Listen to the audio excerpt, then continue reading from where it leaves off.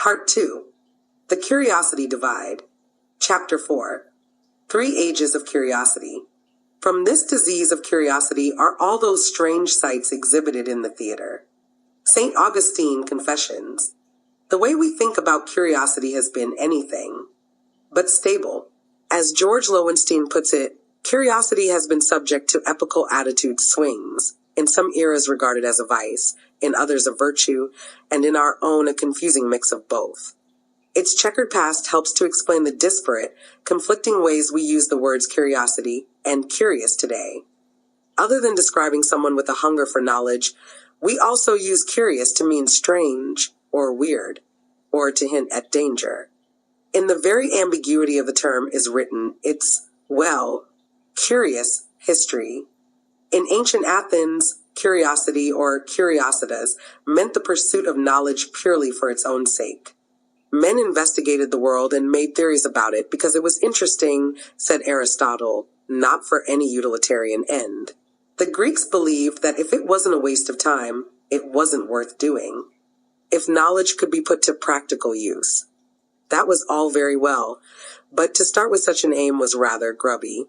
Curiosity's only end was the elevation of the soul. In the words of historian Hans Blumenberg, what theory was supposed to do was not to make life possible, but to make it happy. The Greeks found their happiness in the free play of debate, experiment, and investigation.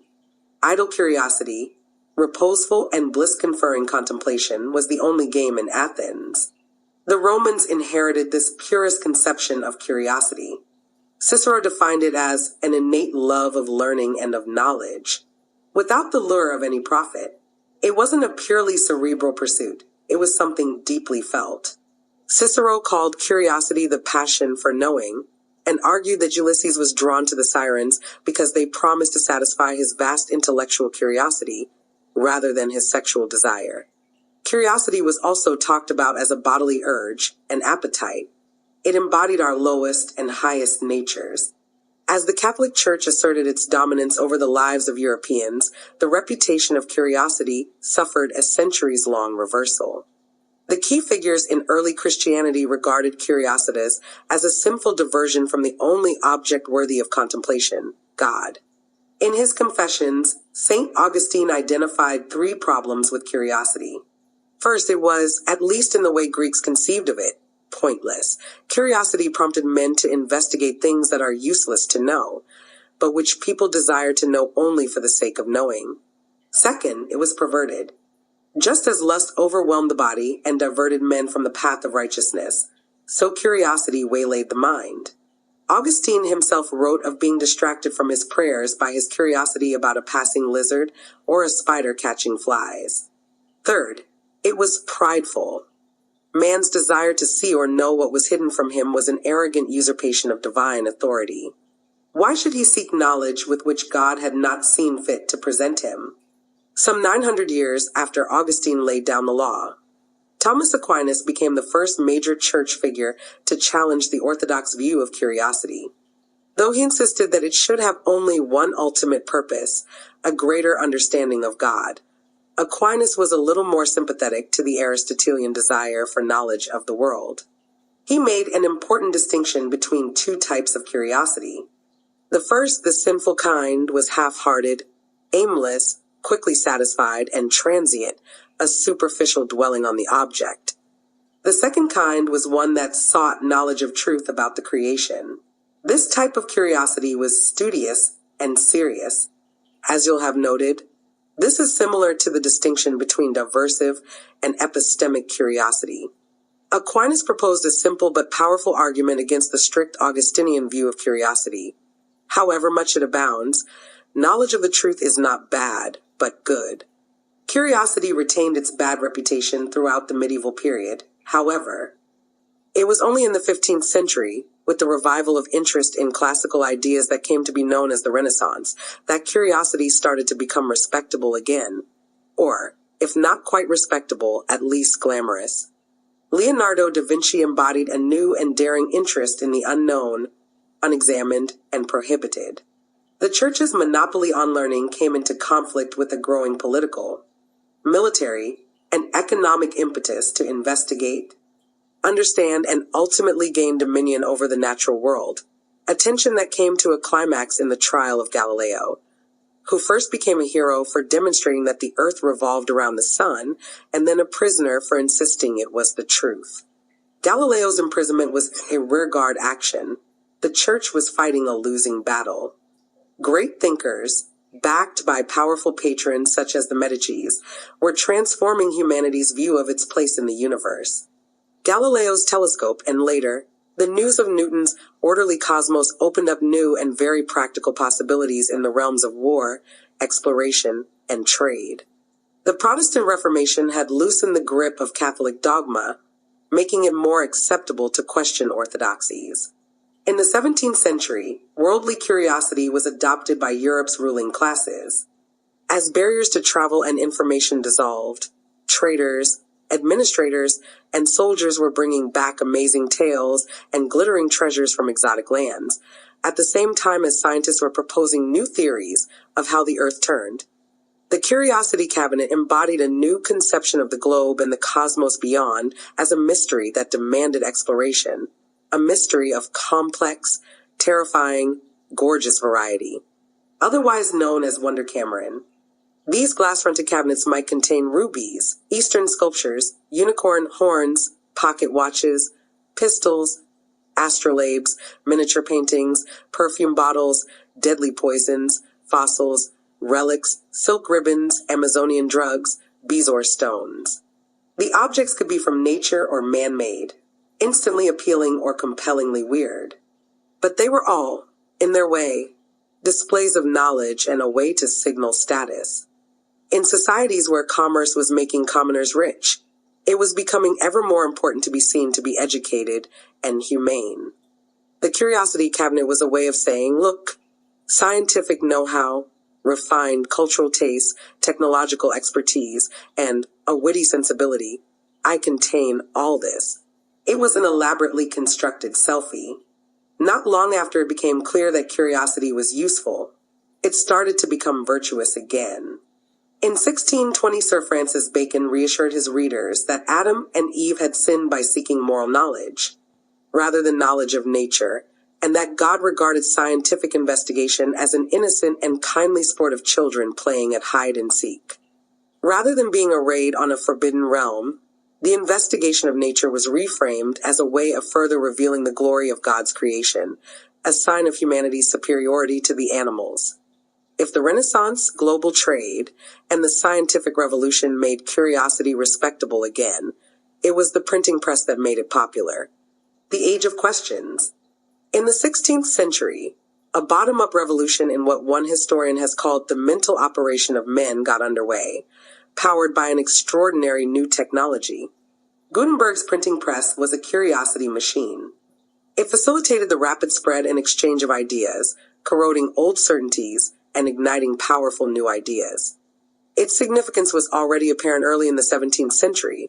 Sir Francis Bacon called the printing press one of three inventions, along with firearms and the compass, that changed the whole face and state of the world. Bacon proclaimed it time for a total reconstruction of sciences, arts, and all human knowledge. The new knowledge, he argued, must be built not on the further refinement of abstract principles, but on observation. Ian Morris, the historian, paraphrased Bacon's advice. Philosophers should get their noses out of books and look instead at the things all around them, stars and insects, cannons and oars, falling apples and wobbling chandeliers. They should also talk to the people who knew how things worked, blacksmiths, clockmakers, and mechanics. In the 18th century, Bacon's manifesto became a reality in a way not even he had foreseen. The blacksmiths, clockmakers, and mechanics themselves became natural philosophers. Science went from being a monkish hoarding of knowledge to an exciting pursuit ordinary people could practice and enjoy. In Britain, it became fashionable to be an amateur inventor, to write reports of bird-watching expeditions on local moors, to tinker with chemistry sets, or to form discussion groups in homes and coffee houses on the great issues of the day. As literacy rates rose, the British embarked on a mass cognitive adventure.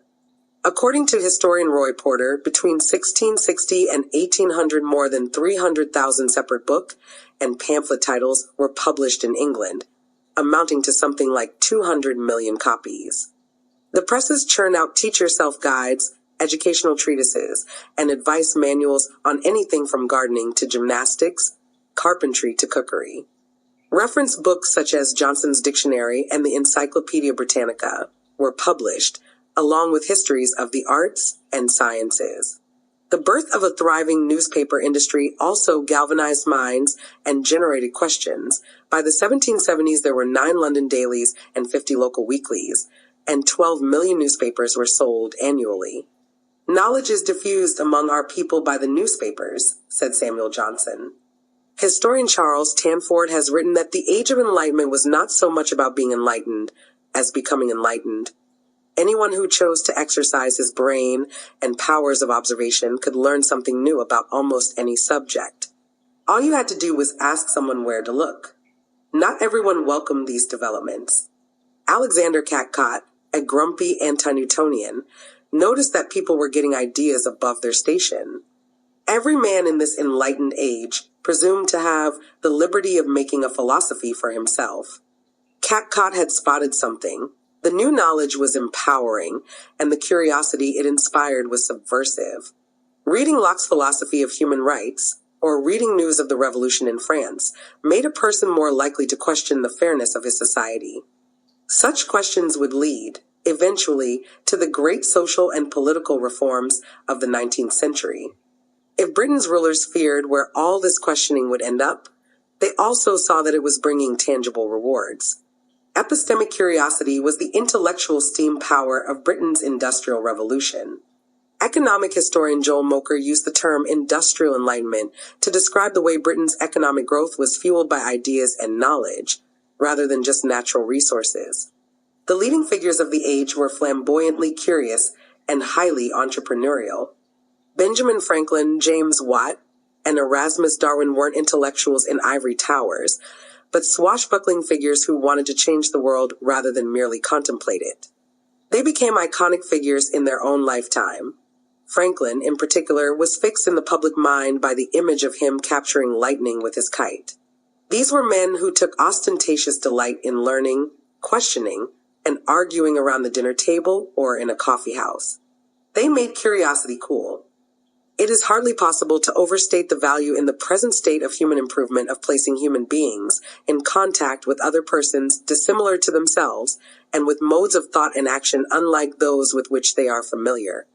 John Stuart Mill, Principles of Political Economy. In parallel with the rise of epistemic curiosity, another kind of curiosity was burgeoning. Curiosity about the thoughts and feelings of others, including those very different from oneself. Of course, being interested in what others are up to is a fundamental part of being human. We are a nosy species, compelled to observe and learn from those around us. But from the 18th century onward, the desire to understand the minds and dispositions of people very different from oneself became more urgent and the ability to do so more honed.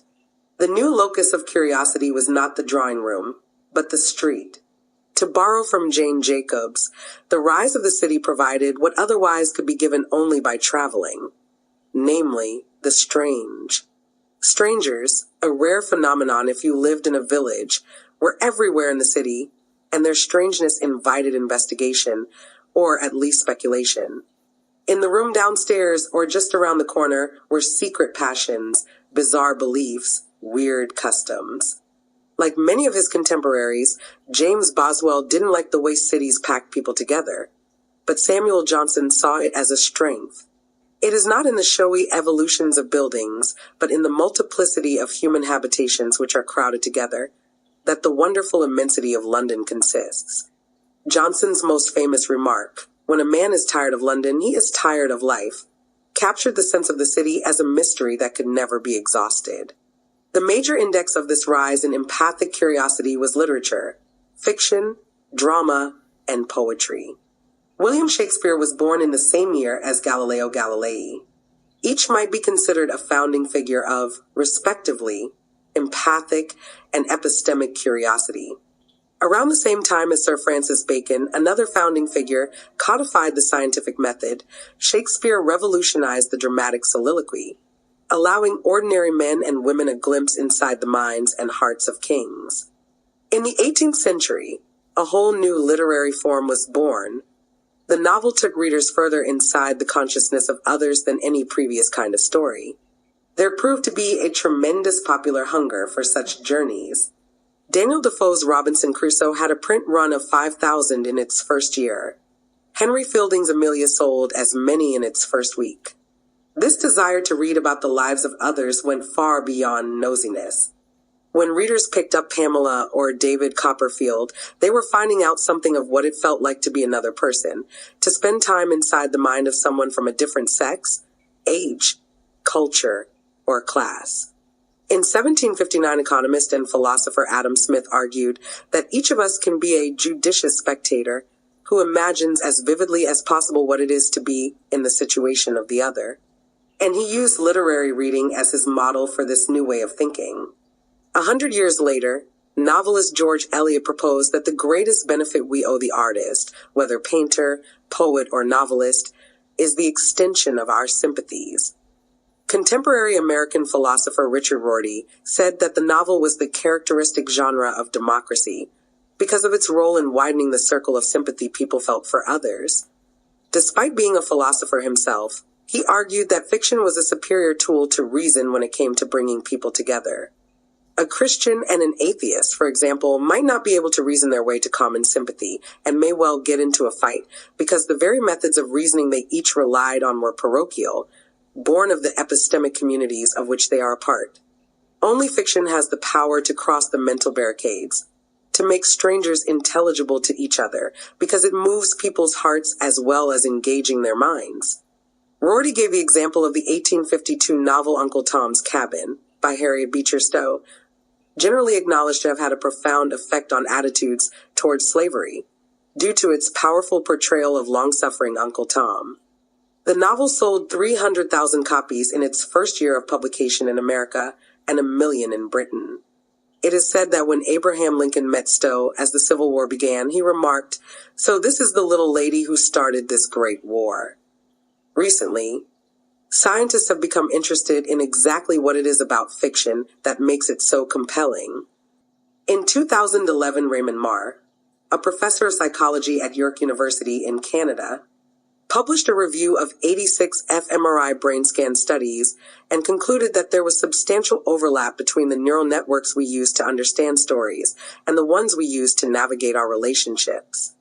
Novels offer us a kind of mental simulation of real-life encounters, giving us useful practice in how to interpret the intentions, motives, longings, and frustrations of friends, enemies, neighbors, and lovers. In 2013, researchers at the New School in New York found that people performed better on tests of social and emotional intelligence after reading fiction. Even more interestingly, this applied to literary fiction and not to plot-driven popular fiction. The reason, said the researchers, is that literary fiction leaves more to the imagination, encouraging readers to make more effort in interpreting the motives of characters. In the empathic realm as well as the epistemic one, mysteries stimulate more of our curiosity than puzzles. The city acted as a multiplier of epistemic curiosity as well as empathic curiosity. Samuel Johnson saw that the bringing together of large numbers of people in one closely packed area generated an unprecedented intellectual ferment. Telling Boswell, "I will venture to say, there is more learning and science within the circumference of 10 miles from where we now sit than in all the rest of the world." Together with the spread of books, this gave rise to the kind of accidental learning that came to be known as serendipity, a word coined by the aristocratic dilettante Horace Walpole. Writing to a friend in 1754, Walpole explained an unexpected discovery he had just made by reference to a Persian fairy tale, The Three Princes of Serendip. The princes, he told his correspondent, were always making discoveries, by accident and sagacity, of things they were not in quest of. How do you understand serendipity? The city was a serendipity generator. For the first time, large numbers of adults were being permitted to live lives of intellectual curiosity and get paid for it. For most of human history, learning stopped the moment that maturity was reached and young adults could turn their attention to reproducing, feeding their family, and fighting. It was only when scientific institutions and modern universities were formed, and the economic benefits of industrialization and trade felt, that it became possible to excuse significant numbers of people from the duties of survival. Even as curiosity's reputation has waxed and waned over the centuries, the distinction between epistemic and diversive curiosity has remained remarkably consistent. 18th century philosopher David Hume divided curiosity into two types: the love of knowledge and the insatiable desire for knowing the actions and circumstances of neighbors. In the late 19th century, American philosopher William James, brother of Henry, distinguished between curiosity that was scientific and that generated by mere novelty. We are still enjoying the legacy of the Enlightenment's great cascade of curiosity. It inspired dozens of pivotal inventions, advanced our understanding of who we are and how we got here, and laid the foundations of modern political and legal arrangements. Today, more than ever, we need to harness the power of billions of inquiring minds if we are to overcome our global challenges. But curiosity is in peril again, this time for very different reasons than in the medieval era. The problem today is rooted in an abundance, rather than a scarcity, of information and of ease rather than difficulty of access to it. We are in danger of losing our taste for intellectual exploration, just as curiosity ought to be entering its greatest moment since Franklin flew his kite. The age of answers. Machines are for answers, humans are for questions. Kevin Kelly. A Conversation with Kevin Kelly. In 1945, Vannevar Bush, director of the United States Office of Scientific Research, published an essay in the Atlantic Monthly entitled As We May Think. In it, he expressed concern that the world's knowledge was growing too fast for anyone to keep up. The difficulty seems to be not so much that we publish unduly in view of the extent and variety of present-day interests, but rather that publication has been extended far beyond our present ability to make real use of the record.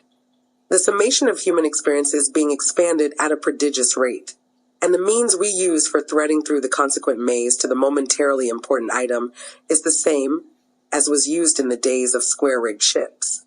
Bush acknowledged that great advances were being made in the compression of information by way of microfilm technology. He foresaw a time in the not-too-distant future when the entire Encyclopedia Britannica might be reduced to the volume of a matchbox. But even given these advances, he worried that the cost and accessibility of such compression would be too high for most to participate in its benefits. Access wasn't the only problem. Bush also argued that the way we store data, compressed or otherwise, was unfit for purpose. We filed it alphabetically and numerically. That meant we could trace a particular piece of information by following paths and subpaths, as librarians did. But the more information there was, the more cumbersome such methods became. Furthermore, this method of organization didn't reflect the working of the human mind, with its quicksilver ability to make unlikely connections between very different pieces of information. Bush's hypothetical solution to these problems, at the time more of a fantasy than a concrete proposal, was a machine he called a Memex. He imagined it as a desk, with a slanting translucent screen on top, together with a keyboard and a set of buttons and levers. The user would be able to input all sorts of information to the Memex on microfilm, along with his own notes, photographs, and film reels. The crucial operation of the Memex was this: any item could be linked to any other. If the user was interested in, say, the history of the bow and arrow, he could, over time, construct an associative mesh of data, from an encyclopedia entry on medieval warfare, to an article on the Crusades, to a picture of a Turkish arrow. All of these items would be linked to each other, and, like neurons in the brain, each would have multiple connections. The user could choose to follow different trails through the data. If he wanted to take a diversion from the history of warfare into the physics of elasticity, he could do so. Bush had anticipated the structure of the internet, which is built on association, on information about information, via the hyperlink. What he didn't foresee, apart from a machine that didn't require levers, was the astonishing increase in the speed with which information can be processed or the extent to which it could be compressed. Claude Shannon, who worked with Bush at Bell Laboratories, is now regarded as the father of modern information theory. In 1949, he drew up a table of the major stores of memory in the world. The biggest was the U.S. Library of Congress, which could, at the time, be taken as a rough proxy for the sum total of recorded human knowledge. Shannon estimated that it contained 100 trillion bits of information. Today, that amount of information can be stored on a disk drive that weighs a few pounds and costs less than $1,000. As a consequence, information is everywhere, and everywhere it is multiplying. In government and business offices, in scientific laboratories, in homes, and even in the streets. The speed of this change has been breathtaking. In the vivid analogy of computer scientist Jaron Lanier, it's as if you kneel to plant the seed of a tree, and it grows so fast that it swallows your whole town before you can even rise to your feet. The planet is covered in a fast-growing jungle of information. Naturally, guides have emerged to help people find their own trails through it. Google has gone further toward its goal of organizing the world's information than anyone could have predicted just 10 years ago. And by harnessing the enthusiasm of volunteers and combining it with open source technology, Jimmy Wales, the founder of Wikipedia, has created an enterprise that represents a revolution in the relationship between humans and knowledge.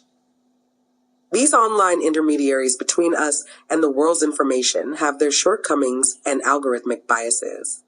But the first thing to say about them is that they are indispensable, given the otherwise ungovernable amount of information now in circulation.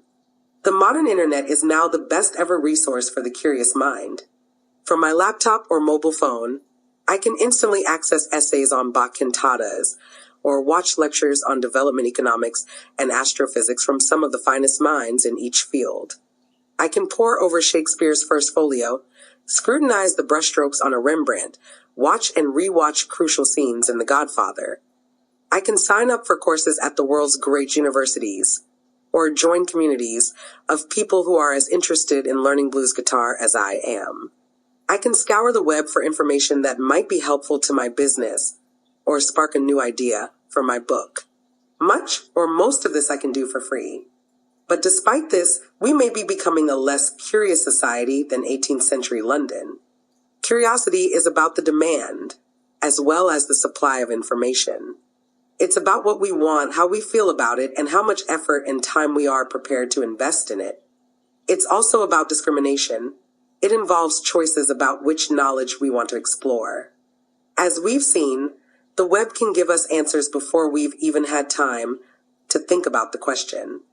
It can also make it too easy for us to ignore our own ignorance.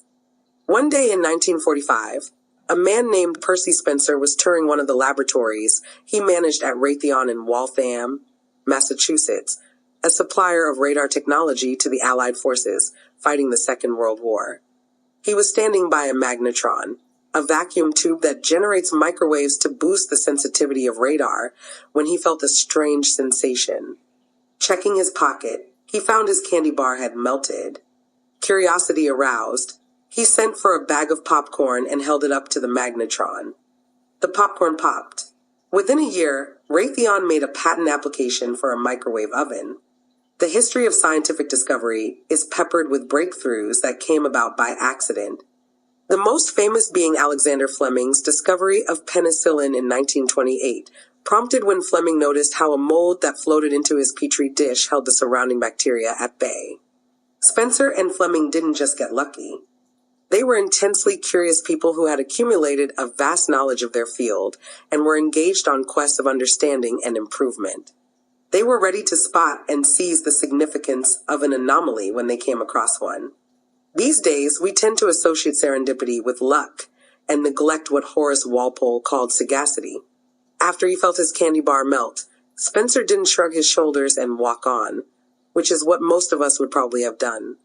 Only a man who knew as much about bacteria as Fleming, and who was as hungry to know more, would have recognized the significance of that stray spore. Louis Pasteur remarked that in the field of observation, chance favors only the prepared mind. Curiosity prepares us for epiphanies by making us aware of our own blind spots, interested in our own ignorance. It makes us lucky. Economist John Maynard Keynes once offered advice on how to conduct oneself in a bookstore. A bookshop is not like a railway booking office, which one approaches knowing what one wants. One should enter it vaguely, almost in a dream, and allow what is there freely to attract and influence the eye. To walk the rounds of the bookshops, dipping in as curiosity dictates, should be an afternoon's entertainment. This is far different from the advice you'd give someone on how to use Google, which, in Keynes's terms, is more like a railway booking office, a place to visit when you know your destination. A truly curious person knows that she doesn't always know what she wants to know about. Discussing the future of his company, Larry Page described the perfect search engine as one that would understand exactly what I mean and give me back exactly what I want. But what if I don't know what I want? The question, what do I need to learn, isn't hard to answer. We're programmed with some of the answers by our DNA. And we know from birth that it's important to learn how to eat, or to decode and eventually reproduce those funny noises our parents make with their mouths. As we grow older, there is no shortage of people, parents, teachers, bosses, telling us what we need to know in order to do well at school or at work. In this regard, the internet is unbeatable. When you know what you need to know, it can almost always help you find it. Answering the question, what do I want to learn, is much more difficult. It's one of the most important questions of our lives, and the one question the internet can't help you with. In the early days of the internet, its enthusiasts had a vision akin to Keynes's bookstore or Franklin's coffee house. The internet was a place in which users would enjoy random encounters and make unexpected connections. The term surfing reflected this sense of free-ranging inquiry. Microsoft's slogan during the 1990s, "Where do you want to go today?" captured this sense of the online world as a space for endless adventure. As writer Evgeny Morozov has pointed out, the names of internet browsers, Explorer, Navigator, Safari, reflected a romantic idea of the web as a virgin territory, where everyone was free to explore their own individual interests, no matter how obscure or idiosyncratic. Today, the internet is a precision-tooled, hyper-lubricated machine for the delivery of answers. Whatever you're looking for, whether it's information or entertainment, can be provided with awesome efficiency. Plug a question into Google, and it will often come up with the answer without your needing to make another click. Hear a song when you're in a cafe, and you can purchase it there and then on your phone. Facebook encourages its users to stay safely within its blue walls by providing them with everything they might want. Increasingly, we access internet services via mobile apps, which means we don't even need to enter the web and risk its uncertainties. The Wild West has been settled, its ramshackle villages turned into air-conditioned malls. The web is easier to search than ever, but because it meets our desires so efficiently, it doesn't necessarily stoke our curiosity. Curiosity is sustained by unanswered questions, and Google has all the answers. It never says, "I don't know." In information terms, this has a tendency to make us all ignorant but happy, blithely unconcerned by what we don't yet know about. Not everyone sees this as a problem. According to technological evangelist Robert Scoble, the new world is you just open up Facebook and everything you care about will be streaming down the screen. However, being curious means wanting to find out about things you don't yet care about and aren't interested in, things you didn't know you were interested in until you find out that you are. Media scholar Ethan Zuckerman of the Massachusetts Institute of Technology has noted that old-fashioned print media of the kind that emerged in the 18th century are, despite, or rather because of their limitations, good at stimulating your curiosity by creating serendipity. A newspaper front page can draw your eye down from a story about Lady Gaga's dress toward one about a revolution in Tunisia. Good bookstores are still better than Amazon at attracting your attention to books you've never heard of before and didn't set out to acquire. In this way, the old media were better at broadening our horizons. Google can answer anything you want, but it can't tell you what you ought to be asking. When we widen our access to information, it doesn't follow that our curiosity widens too. Quite the opposite. James Evans, a sociologist at the University of Chicago, assembled a database of 34 million scholarly articles published between 1945 and 2005. He analyzed the citations included in the articles to see if patterns of research have changed as journals shifted from print to online. Given that it is much easier to search digital text than printed text, his working assumption was that he would find a much more diverse set of citations, as scholars used the web to broaden the scope of their research. Instead, he found that as journals moved online, scholars actually cited fewer articles than they had before. A broadening of available information had led to a narrowing of science and scholarship. Explaining his finding, Evans noted that search engines such as Google tend to have a ratchet effect, making popular articles even more popular, thus quickly establishing and reinforcing a consensus about what's important and what isn't. Furthermore, the ease and efficiency of hyperlinks mean that researchers bypassed many of the marginally related articles print researchers would routinely stumble upon as they flipped the pages of a printed journal or book. Online research was more efficient, predictable, and tidy than library research, but precisely because of this, it had the effect of shrinking the scope of investigation. The web's ability to dissolve barriers of distance, culture, and language has been much celebrated. Yet there is evidence that while the internet expands the horizons of those who want their horizons expanded, it encourages most of us to be more parochial. Ethan Zuckerman found that 93% of the news consumed by American internet users is published in the United States. That actually makes it one of the least parochial nations. 98% of the traffic to news sites in France goes to domestic sites.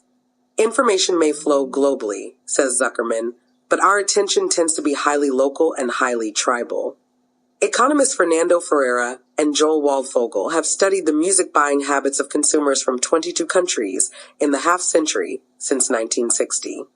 You might expect that in the age of YouTube, iTunes, and Spotify, our musical tastes would have become globalized and heterogeneous. But Ferreira and Waldfogel found that not only were consumers from all over the world biased toward music from their own country, but this bias had increased since the turn of the century. A serendipity deficit makes innovation harder because innovation relies on unexpected collisions of knowledge and ideas. When everyone accesses the same information in the same way, it becomes harder to make original connections. Zuckerman recounted the time he gave a speech on serendipity to an audience of investment managers. At first he was nervous about holding their attention, but they hung on every word. In finance, everyone reads Bloomberg, so everyone sees the same information, said Zuckerman. What they're looking for are strategies for finding inspiration from outside the information orbit. It's not that the internet doesn't have the potential to open our minds to new information, other people, and other worlds.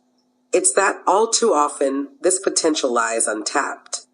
In the future, the people who are better at exploiting it will find themselves at an increasing advantage. Chapter 5. The Curiosity Dividend.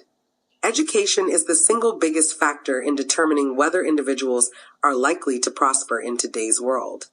Most of us live in an economic environment that, more than ever before, rewards learners and penalizes the ignorant or unskilled. On a global scale, the nations with a higher proportion of young people in college are those whose economies tend to grow fastest. In Europe and the United States, the costs of higher education are rising at a greater rate than average incomes, but the cost of not being educated is rising even faster. A 2014 report published by Pew Research found that in the United States, the disparity in economic outcomes between college graduates and those with a high school diploma or less formal schooling has never been greater in the modern era. As the graph on the next page illustrates, millennials with a bachelor's degree are earning much more than those without a degree. The gap is significantly bigger for this generation than for previous ones, and there is no sign of it closing anytime soon. School is the gateway to higher education. Naturally, then, increasing attention is being paid to the question of why some children do better in school than others. We know that socioeconomic factors play a big part, but what role is played by an individual's ability and outlook? The most exhaustively studied factor is intelligence. Although there continues to be controversy over the reliability and significance of IQ scores, there is plenty of evidence that intelligence, or cognitive ability, is strongly correlated with academic performance. But IQ is far from the sole determinant of success. Every experienced teacher has stories about clever kids who left school without the qualifications that less talented peers achieved, and college professors know that sometimes the most intelligent students are also the laziest. In recent years, psychologists studying differences in educational achievement have been paying more attention to the question of non-cognitive traits, by which they mean something like personality or character. It's now recognized that the attitude students take toward the learning process and the habits they practice have a bigger impact on how well they do in school than previously accounted for. This effect becomes more pronounced at more advanced levels of education, as differences in intellectual capacity flatten out. A longitudinal study of elite British students found that personality traits account for 4 times as much variance in test results as intelligence. So which personality traits are important? The trait that has gained the most attention from researchers is conscientiousness and its related qualities. Persistence, self-discipline, and what the psychologist Angela Duckworth termed grit, the ability to deal with failure, overcome setbacks, and focus on long-term goals. This group of attitudes is consistently correlated with high achievement. More recently, powerful evidence has emerged of another personality trait with a comparable impact on educational success. Sophie von Stum, a lecturer in psychology at Goldsmiths University, led a review of existing research on individual differences in academic performance, gathering data from 200 studies, covering a total of about 50,000 students. She hypothesized that intellectual curiosity, the tendency to seek out, engage in, enjoy, and pursue opportunities for effortful cognitive activity would count toward success because students who possessed it would be hungry to learn information and explore new ideas.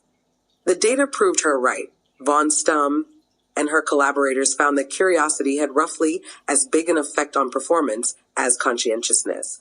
When put together, the personality traits of conscientiousness and curiosity count for as much as intelligence. A hungry mind, according to von Stum, is the third pillar of academic achievement. In 2012, researchers at University College London carried out a massive meta-analysis of studies published between 1997 and 2010. The product of 241 data sets, with the aim of determining which aspects of a high school student's background and personality best predict success in college. Their findings are strikingly similar to von Stum's.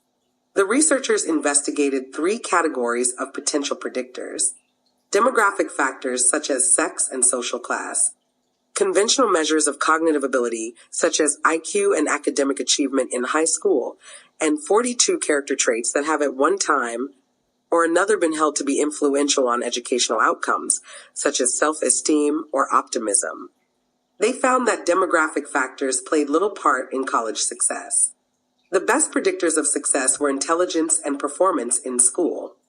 After that, nothing else counted for much, except for conscientiousness and NFC, need for cognition, the scientific proxy for curiosity I mentioned in the introduction. The logic is intuitive enough. An intelligent child won't reach her potential unless she applies consistent effort over time, and she is less likely to apply consistent effort if she is low on intrinsic desire to learn. We also know that the feeling of being interested enhances thinking.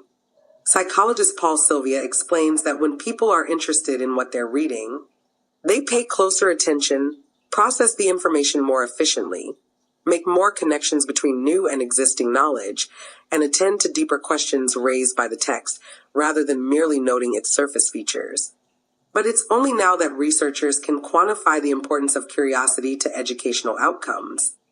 In fact, von Stum thinks that curiosity may be the single best predictor of individual success, because it incorporates intelligence, persistence, and hunger for novelty in one. Curiosity is an increasingly valuable quality, not just because it leads to educational achievement, but because modern companies need employees who are keen learners, able to adapt to new challenges, collaborate with experts from different areas, and add to their skills as they progress. Employees who aren't good at those things may soon find themselves replaced by a robot or reorganized out of a job. Smart machines are taking over more and more tasks once the exclusive province of humans. Specifically, human traits, such as creativity, insight, and the ability to ask probing questions, are at a premium. So are high levels of intrinsic motivation. Here's an extract from an interview with economist Tyler Cowen about his 2013 book, Average is Over. The more information that's out there, the greater the returns to just being willing to sit down and apply yourself. So if you're an individual, say from China or India, and you're really smart and motivated, you're going to do much better in this new world than, say, 10 or 20 years ago. But there are a lot of people in the wealthier countries. I wouldn't describe them as lazy, but they're not super motivated.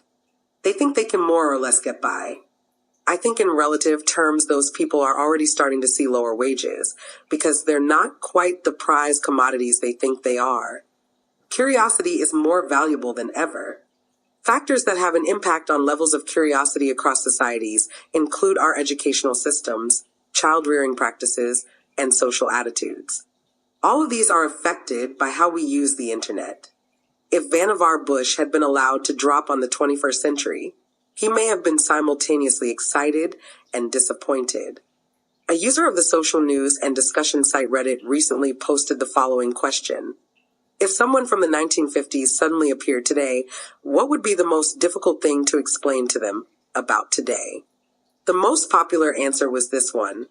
I possess a device in my pocket that is capable of accessing the entirety of information known to man.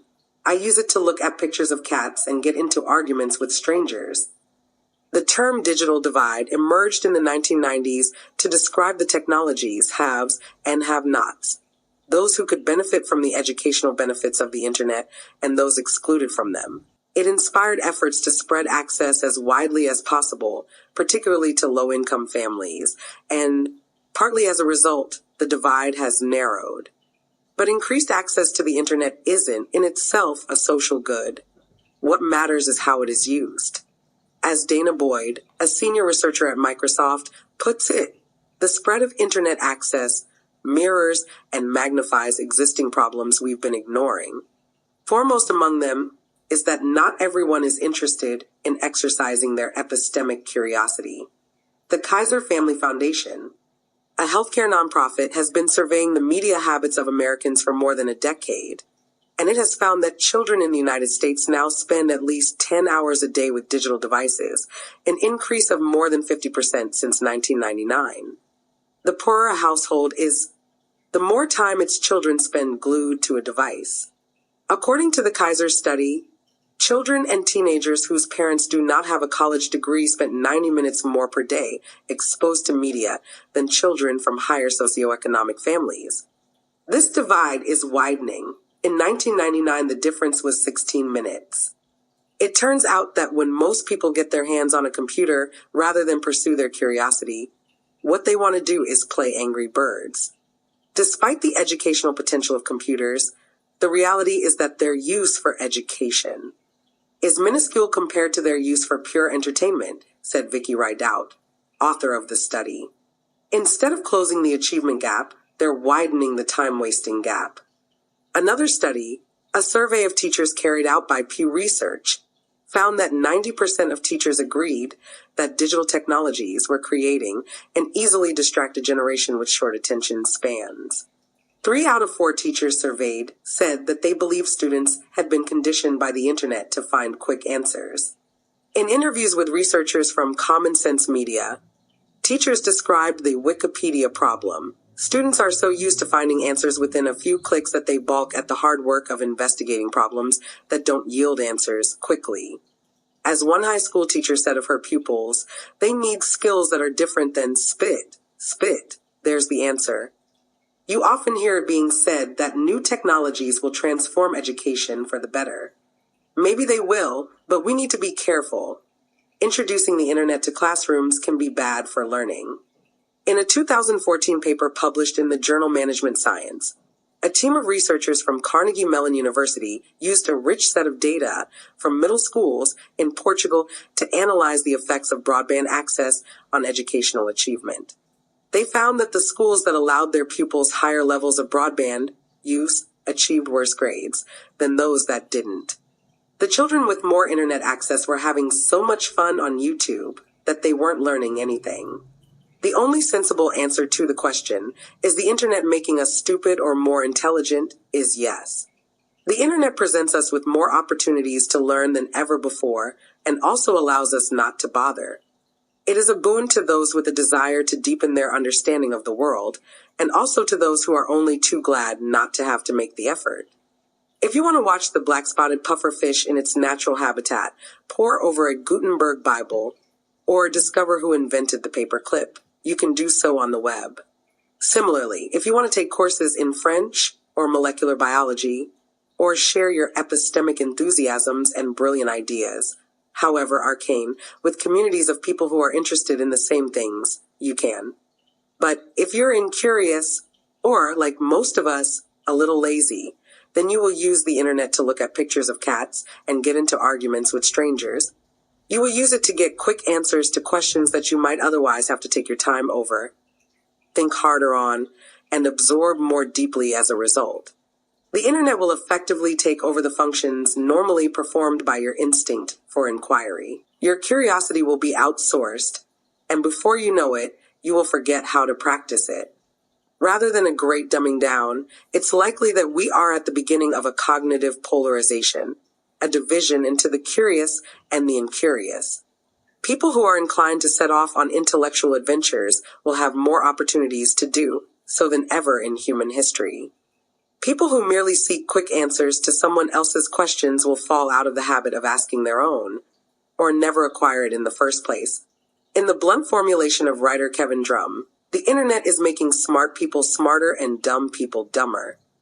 As this cognitive divide develops, it will feed into and exacerbate existing socioeconomic inequality through the educational system. Parental discipline and good teachers will help get pupils through high school and into college, but their progress will be supercharged by an intrinsic desire to learn. Our educational systems appear to be failing to inculcate this desire, particularly at the higher level. In the United States, the Wabash National Study tracks the progress of 2,200 students during their 4 years in college. The students complete an array of surveys and tests at 3 points: when they first arrive on campus, at the end of their first year, and at the end of their 4th year. The survey's most striking finding is that academic motivation declines steeply over the first year at college and never recovers. At the same time, U.S. colleges are demanding less of their students than they used to. Perhaps as a result, students are getting lazier. In 1961, students spent an average of 24 hours a week studying. Today's students spend a little more than half that time. In their book, We're Losing Our Minds, higher education experts Richard Keeling and Richard Hirsch argue that colleges and universities increasingly see themselves passively as a kind of bank with intellectual assets that are available to students. It's a state of affairs that will only worsen the curiosity divide, because it means that curious students will succeed disproportionately versus the incurious. Traditional universities are increasingly vulnerable to competition from online providers of education, such as Coursera and Khan Academy. Established institutions such as Harvard and Yale are also offering MOOCs. For students who know what they want, MOOCs provide an attractive low-cost option. But to get the most out of an MOOC, even more so than at a bricks-and-mortar university, you need to be a good self-motivator, and the best motivator of learning is epistemic curiosity. Without the incentive of wanting to get the most out of a big financial investment, or the daily encouragement of real-life meetings with students and teachers, the MOOC student is thrown back on her inner desire to learn. Unless it is unusually high, she may find it hard to stay the course. According to the New York Times, less than 10% of MOOC students finish the courses they sign up for on their own. John Dewey, the American philosopher and educationalist, writing in 1910, proposed 3 stages of curiosity. The first is the child's hunger to explore and probe its surroundings. It is instinctual rather than intellectual. In the second, curiosity becomes more social, as children realize that other people are useful sources of information about the world and begin asking an endless series of why questions. The specific questions themselves aren't as important as the habit of gathering and assimilating information. In the third stage, curiosity is transformed into interest in problems provoked by the observation of things and the accumulation of material. In this final stage, curiosity becomes a force that deepens the bond between the individual and the world, adding layers of interest, complexity, and delight to her experience. Dewey didn't think everyone would reach this third stage. He regarded curiosity as a fragile quality, which required a constant effort to maintain. In a few people, intellectual curiosity is so insatiable that nothing will discourage it, but in most its edge is easily dulled and blunted. Some lose it in indifference or carelessness, others in a frivolous flippancy. Many escape those evils only to become encased in a hard dogmatism, which is equally fatal to the spirit of wonder. I don't agree with those who claim the internet is making us stupid. The only person or thing that can make you stupid or incurious is you. Used in the right way, the internet is an amazing springboard to intellectual exploration. Those who understand that will be the ones more likely to reap the growing curiosity dividend. Chapter 6. The Power of Questions. Questions are places in your mind where answers fit. If you haven't asked the question, the answer has nowhere to go. Clay Christensen, The Innovator's Dilemma. In 1990, Dan Rothstein was working as a community organizer in Lawrence, an old mill town in Massachusetts. The town's prosperity had been built on a thriving textile industry, long since departed. It was now a town with high unemployment, high crime rates, and thousands of poor families dependent on public services for survival. Rothstein was in charge of a dropout prevention program. He worked with families whose children weren't attending school to try to keep them in the system. He knew that if they fell through the cracks at this age, they would probably never recover their futures. Most of the parents with whom Rothstein worked were loving, well-meaning, and eager for their children to do well. But they were desperately overstretched. Many were single parents working 2 or more jobs. Often, English was their second language, which complicated the parents' efforts to communicate with their children's teachers or with social services. Rothstein soon discovered that their difficulties went deeper than linguistic capability. However, something was preventing them from speaking up. They would go along to the school to see the headmaster or the other teachers. They would sit through a lecture about their son or daughter's attendance record. And then they would come home, feeling as powerless as they were before. After hearing many of these stories, Rothstein zeroed in on the real problem. It wasn't that the parents didn't know what to ask. It was that they didn't know how to ask. They didn't have the skill, taken for granted by middle-class people, of using questions to extract information or elicit help from officials. Rothstein and his colleagues set out to help. They started by creating lists of questions that the parents could use. They soon found that it was hard to come up with the right pre-written questions for every situation that arose. In some cases, they were only compounding the problem because the parents were becoming increasingly dependent on their help. It became evident that it wasn't enough to suggest questions. Rothstein and his fellow organizers would have to train people in the art of asking them. Question asking, Rothstein explains, is a sophisticated skill. People learn it in middle-class households and then in elite professional fields like the law or education. We're not conscious of learning it. Few of us have taken classes in how to construct a question or received lectures on it from our parents. We learn it through osmosis from those around us. Rothstein put together a few simple principles of question asking, such as how to ask a closed question or an open question, one that can be answered yes or no versus one that induces a longer conversation with the interlocutor. He found that the parents he worked with picked them up quickly and started to put them to work, with encouraging results. Rothstein realized that the teaching of question asking had the potential to change lives. It could help families in many different situations, at parent-teacher conferences, at the unemployment bureau, when dealing with the police, or with commercial services. The more he thought about it, the more important a skill it seemed. Question asking, he came to believe, is fundamental to being human. You know, it's almost a physical feeling, isn't it, he says. When you walk away from an encounter and think, I wish I'd asked that, While we're all born with the capacity to ask questions, our ability to do so is unequally distributed. In 1930, psychologist Dorothea McCarthy observed 140 children in Minneapolis, aged between 18 and 54 months. She recorded the first 50 utterances of each child as the child talked to a researcher. She found that upper-class children asked more questions than lower-class children. This class difference was evident remarkably early, from the age of 2 years old. A similar pattern emerged in a 1984 study by British researchers Barbara Tizard and Martin Hughes, who recorded 4-year-old girls talking to their mothers at home. The proportion of conversations that turned on questions asked by the child was greater in middle-class homes than working-class ones. Middle-class children were especially likely to ask curiosity-based questions, how and why questions. They were also more likely to engage their mothers in what the authors of the study termed passages of intellectual search, a series of linked questions, each following from the other. Tizard and Hughes reported conversations in which middle-class children applied their own brand of rigor to the answers proffered by parents. 4-year-old Rosie engaged her mother in a long exchange about why a window cleaner was given money. Her mother responded, "Well, the window cleaner needs money, doesn't he?" "Why?" asked Rosie, unsatisfied. "To buy clothes for his children and food for them to eat." Rosie pointed out quite reasonably, sometimes window cleaners don't have children. Such exchanges aren't unique to today's less deferential mores.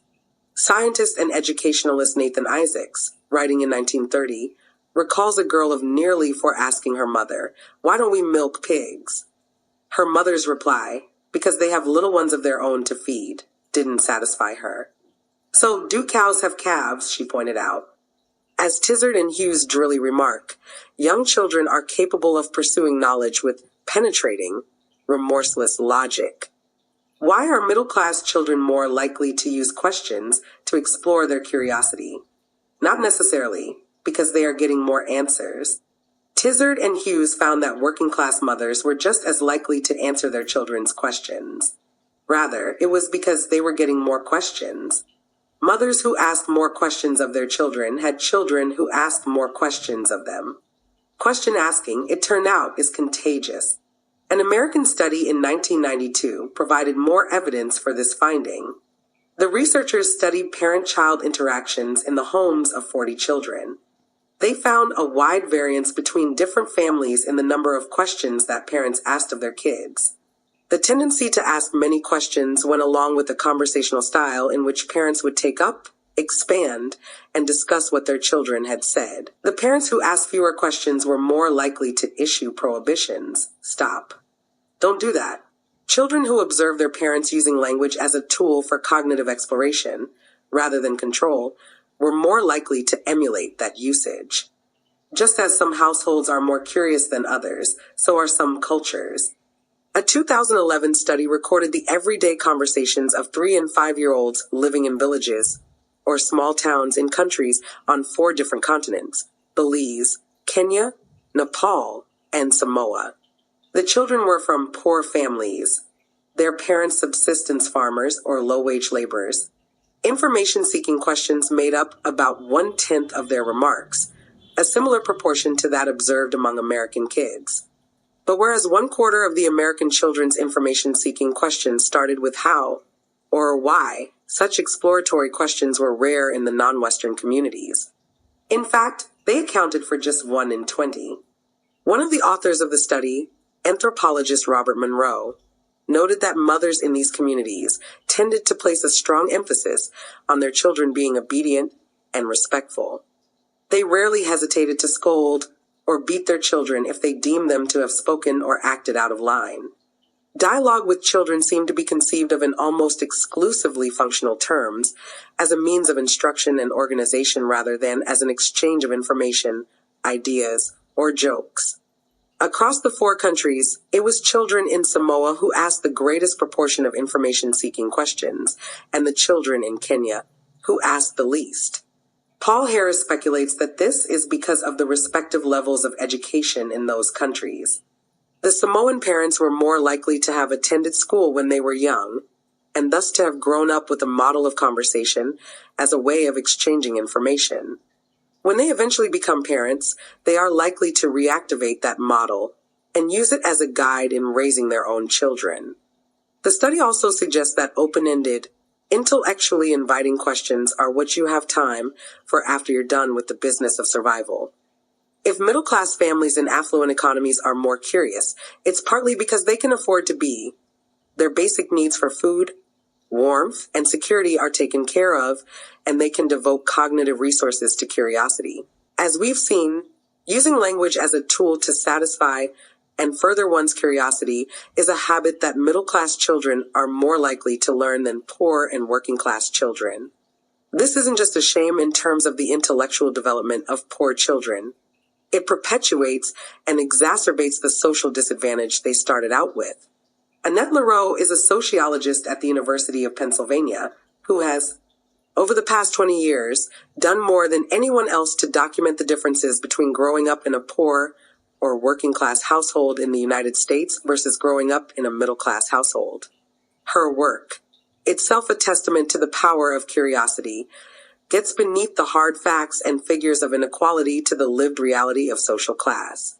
At the heart of Leroux's research is close, almost novelistic observation.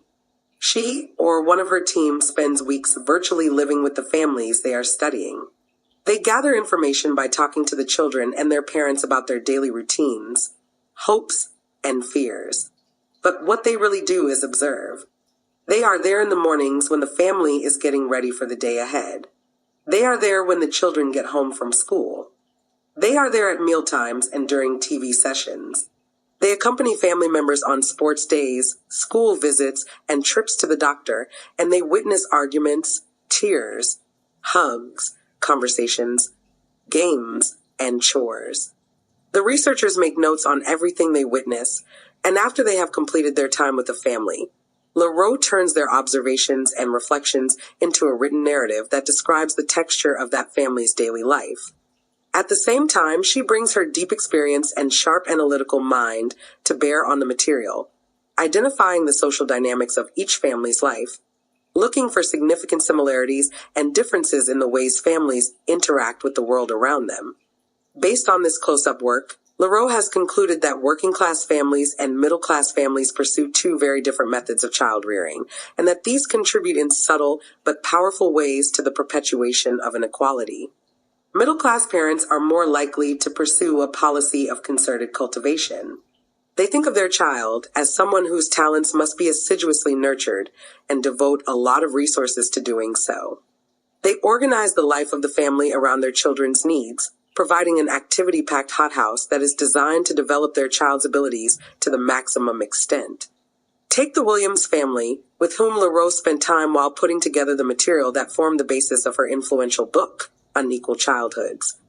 The Williams family lived in an expensively furnished home in what Leroux calls a major northeastern city. Alexander Williams, 9 years old at the time of the study, was the happy, bright, and lively child of Mr. and Mrs. Williams, both professionals with college educations. In a typical week, Alexander attended a piano lesson, choir practice, Sunday school, and baseball and soccer practice, and games. His parents read to him when he was younger and now encourage his own reading. They helped him with his schoolwork, engaged him in intellectually challenging conversations across the dinner table, and constantly elicited his thoughts, opinions, and feelings. The Williams parents both had demanding jobs, but their main project was their child. Working-class families are more likely to pursue what Leroux calls a natural growth style of parenting.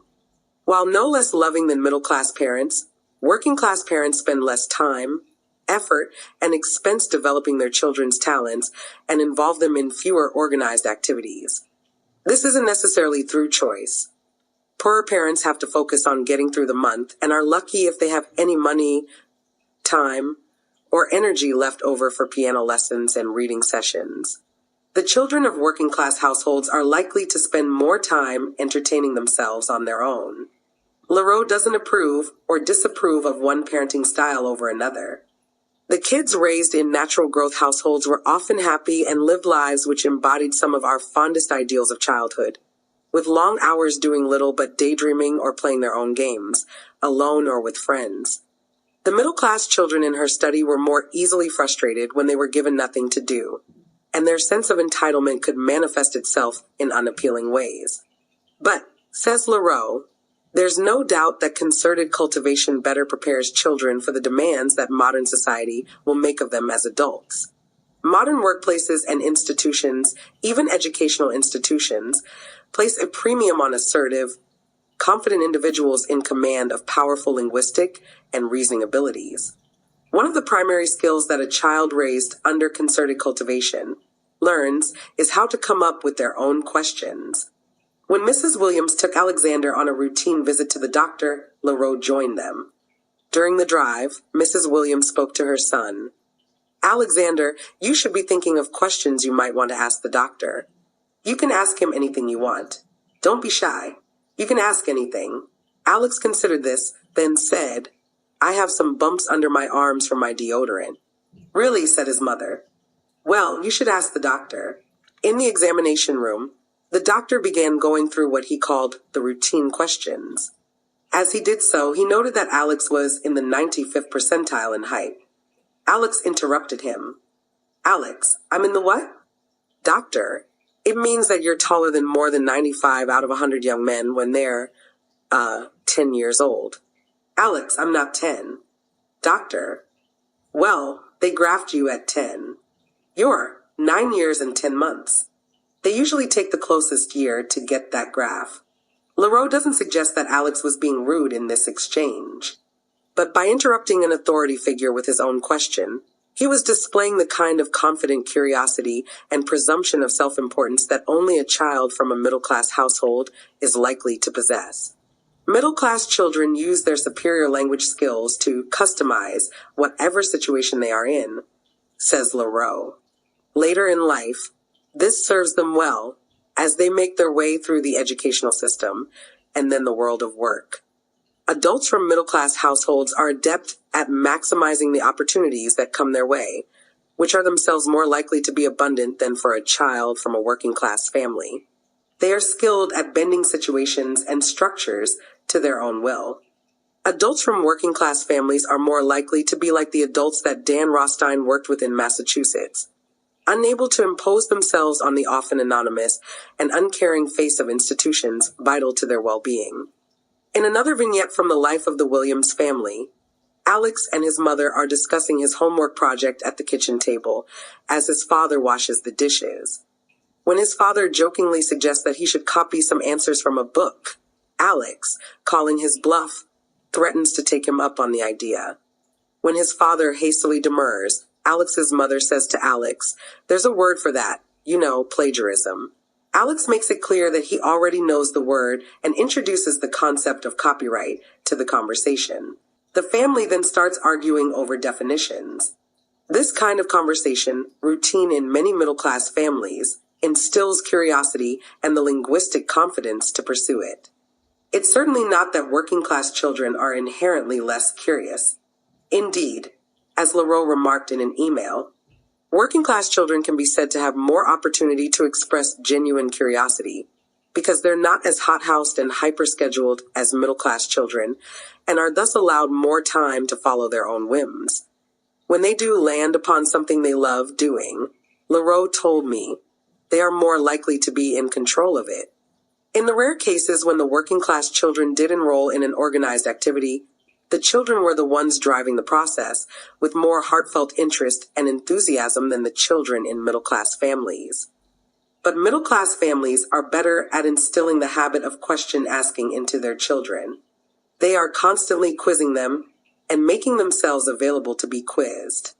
By doing so, says Leroux, they are training their children to be curious. Even if we were raised to ask questions, we can easily fall out of the habit as adults or neglect to do so at crucial moments. In his book, Will Your Next Mistake Be Fatal?, business professor Robert Mittelstadt argues that a failure to ask questions is often the root cause of disasters. He cites the most famous disaster of all, the sinking of the Titanic. Once its maiden voyage was underway, reports of icebergs came in from nearby ships. Titanic received many incoming messages warning of ice, but there is no mention of her inquiring of others for updates or more information. What if someone was curious enough to ask for more information from the ships in the area? Afterward, several planners and shipbuilders involved admitted to having had questions about the ship's safety that they didn't raise in front of colleagues, for fear of appearing foolish. Questions weaponize curiosity, turning it into a tool for changing behaviors. Michael Marquardt, author of Leading with Questions, quotes the former chief executive officer of Dow Chemical, Mike Parker. "A lot of bad leadership comes from an inability or unwillingness to ask questions. I have watched talented people with much higher IQs than mine, who have failed as leaders. They can talk brilliantly with a great breadth of knowledge, but they're not very good at asking questions. So, while they know a lot at a high level, they don't know what's going on way down in the system. Sometimes they are afraid of asking questions, but what they don't realize is that the dumbest questions can be very powerful. They can unlock a conversation." In February 2002, Secretary of Defense Donald Rumsfeld held a press conference to discuss the intense pressure that America was exerting on Saddam Hussein's regime. Rumsfeld was asked whether there was any substantial evidence linking the government of Iraq with the supply of weapons of mass destruction to terrorist groups. His reply included a complex formulation that would become inextricably associated with him. "There are known knowns. There are things we know. We also know there are known unknowns. That is to say, we know there are some things we do not know. But there are also unknown unknowns, the ones we don't know." At the time, the statement was derided as the product of a confused mind. But despite what most people regard as the failure of Rumsfeld's project in Iraq, his statement has since been reevaluated. Linguist Jeffrey Pullum describes it as impeccable syntactically, semantically, logically, and rhetorically. Rumsfeld was talking about the limits of U.S. intelligence, but he was also suggesting how to think about the gaps in our knowledge. The catastrophic problems encountered and created by the American occupiers of Iraq are well documented. The Bush administration severely underestimated the number of troops that would be required to keep order across the country and overestimated the likelihood that Iraq's institutions would keep functioning in the aftermath of war. Journalist James Fallows, in an exhaustively researched article for The Atlantic, showed that it wasn't that the Bush administration hadn't been warned about such problems, but rather that it willfully ignored the warnings, even when they came from within the administration. The U.S. State Department, which had seasoned Iraq and Middle East experts on its staff, produced long reports that presciently identified the challenges that America would face after invasion. The retreat of Saddam's army into a guerrilla campaign, the ruination of Iraq's infrastructure, the fact that the only people who knew how to keep the country running were also members of Saddam's ruling party. But these reports and the people who authored them were disregarded. Bush, Rumsfeld, and Cheney had a plan. They were determined to stick to it, and that made them resolutely incurious about anything that might throw that plan into question. They didn't ask the right questions because they didn't want to know about their own information gaps. Rumsfeld's call to consider unknown unknowns wasn't absurd, it was smart. The tragedy is that he didn't follow his own advice. It's frequently observed that as small companies grow into large corporations, their creativity and dynamism tend to decline, along with their awareness of the world in which they operate. They make poor decisions based on patchy information and get stuck with misconceptions about their competitors and consumers. Their field of vision narrows to a tunnel. One reason for this is that in bureaucracies, there is often an incentive for senior managers to stop asking questions. Sir Francis Bacon's famous maxim is turned on its head.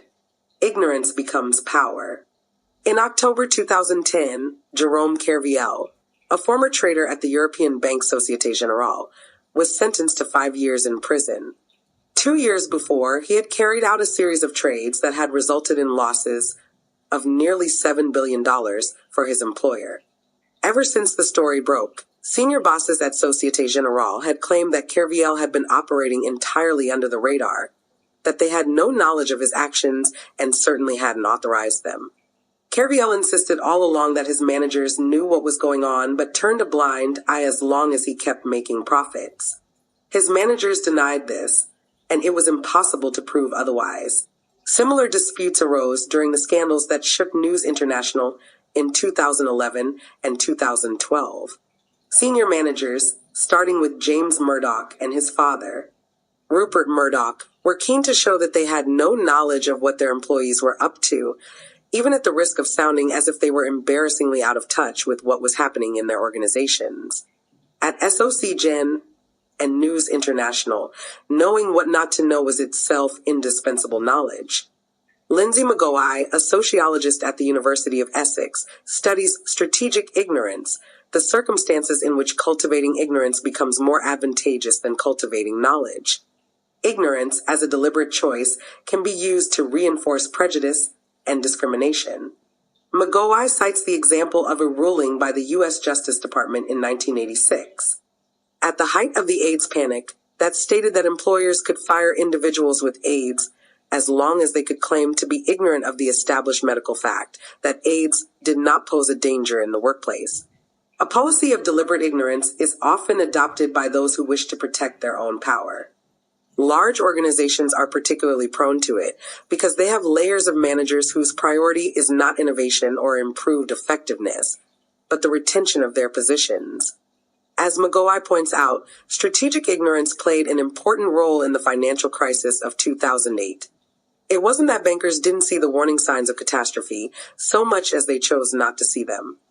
The boards of the banks that succumbed to the financial crisis of 2008 were stuffed with seasoned executives who knew a little about the highly risky activities of parts of the company for which they were nominally responsible, but decided not to look too closely at them in case doing so put their power and their bonuses at risk.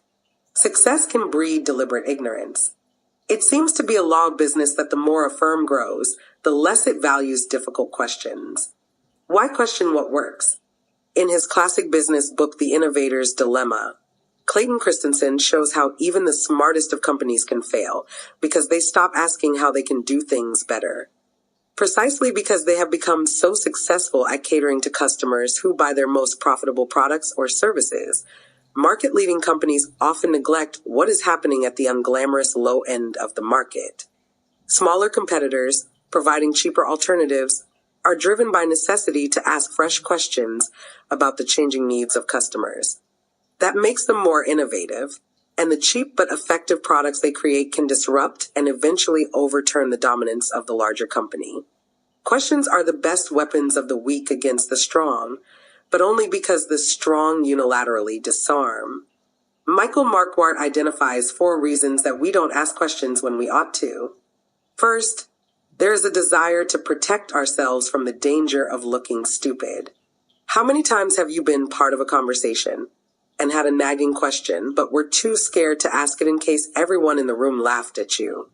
Then found out that it was a good question because someone else asked it to approving murmurs, or even worse, it went unasked and unanswered and later exploded into a problem that could have been avoided?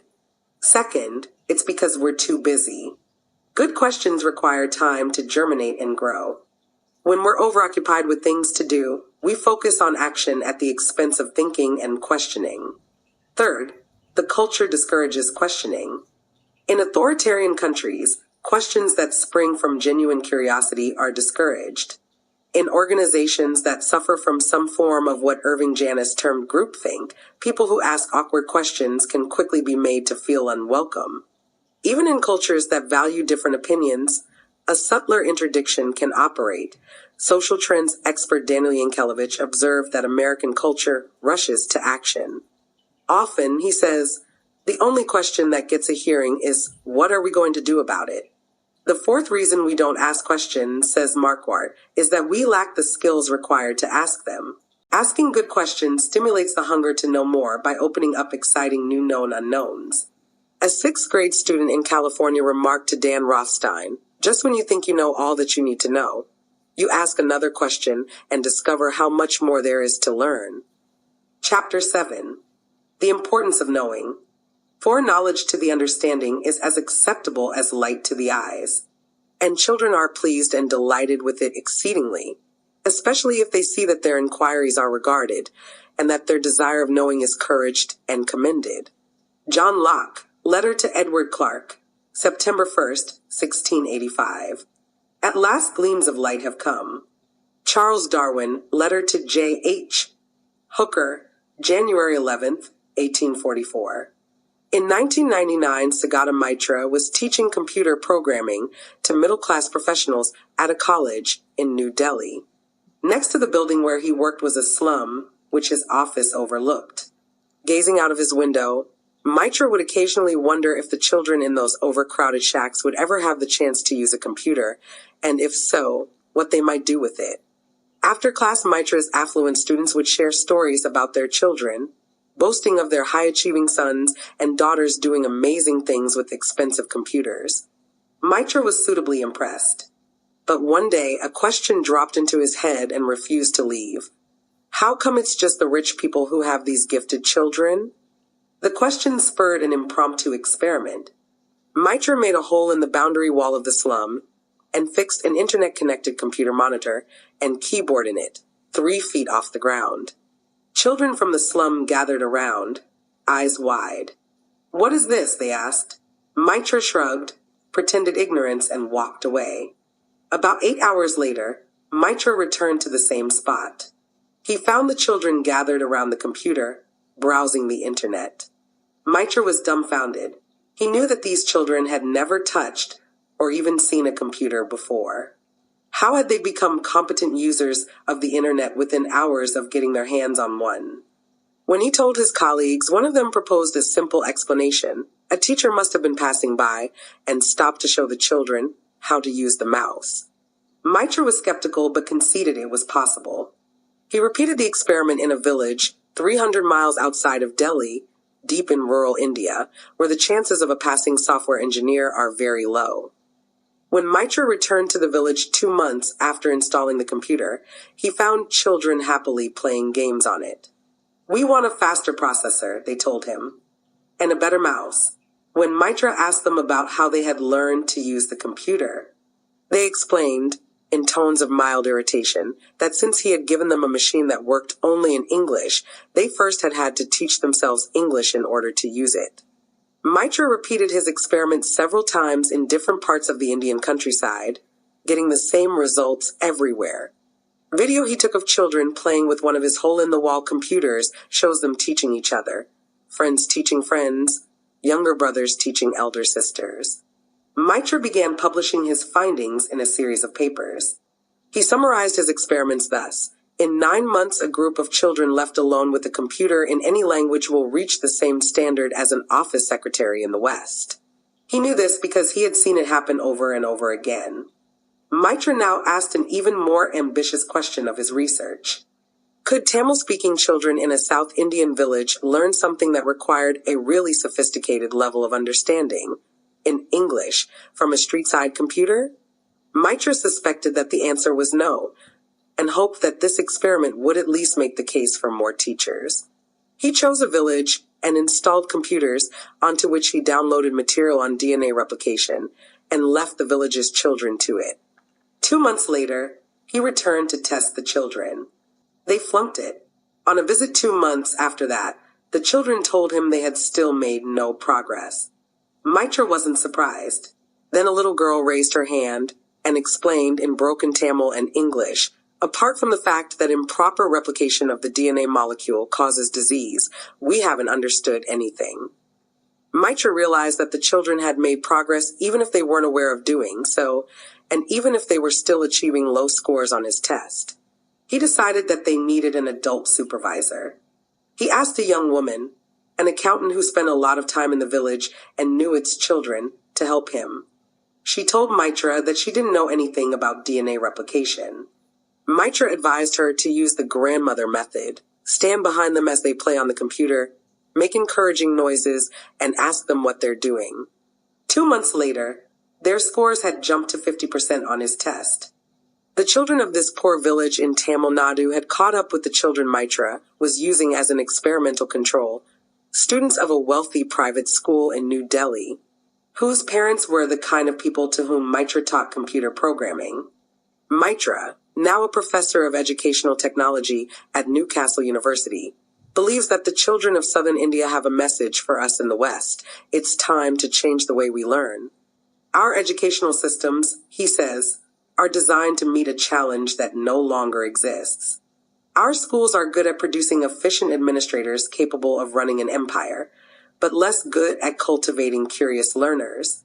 The internet has made teachers, in the sense of adult transmitters of knowledge, unnecessary. All learning can be approached in the same way those children in Tamil Nadu met the challenge of learning about DNA replication, with a broadband connection and a little help from their friends. Mitra's research became widely known about after he gave a TED Talk.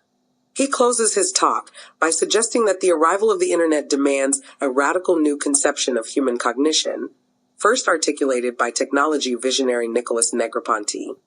The internet's infinite storage capacity means that we no longer need to keep facts and information in our own brains. Instead of memorizing knowledge, we are free to explore it. In Negroponte's formulation, knowing is obsolete. A school is a crucible of curiosity. It can imbue young children's fledgling desire to learn with strength and sinew, or it can be the place where it is allowed to atrophy. If you're concerned about the role of curiosity in society, as I am, then you have a stake in the perennial debate over what schools are for. The fault line in these debates is this: should schools be places where adults transmit to children the academic knowledge that society deems valuable? Or places where children are allowed to follow their own curiosity, wherever it takes them? Professor Mitra's vision of technology-enabled education reform is best seen in the context of this long-running dispute. The proposition that knowing is obsolete sounds excitingly futuristic, but its roots extend back centuries. The idea of what is sometimes called a curiosity-driven education, an education largely free of the necessity to memorize academic knowledge imparted by adults, is so attractive that we reinvent it every generation. Mitra doesn't mention any intellectual influences, but it's possible to trace his major arguments and presumptions back to one of the founders of the late 18th century cultural movement that became known as Romanticism. In Emile, or On Education, published in 1762, Jean-Jacques Rousseau used the fictional example of a boy called Emile to argue that a child can learn everything he needs to without interference from adults. A child's natural curiosity is the only teacher he requires. Let us omit from our early studies such knowledge as had no natural attraction for us, and confine ourselves to such things as instinct impels us to study. The child, wrote Rousseau, should be given no verbal lessons. He should be taught by experience alone. The trouble with adults, according to Rousseau, is that they are too eager to force their unnatural and arbitrary knowledge into young minds. What is the use of inscribing on their brains a list of symbols which mean nothing to them, he asked. Students might be able to repeat lists of facts, but they won't understand them.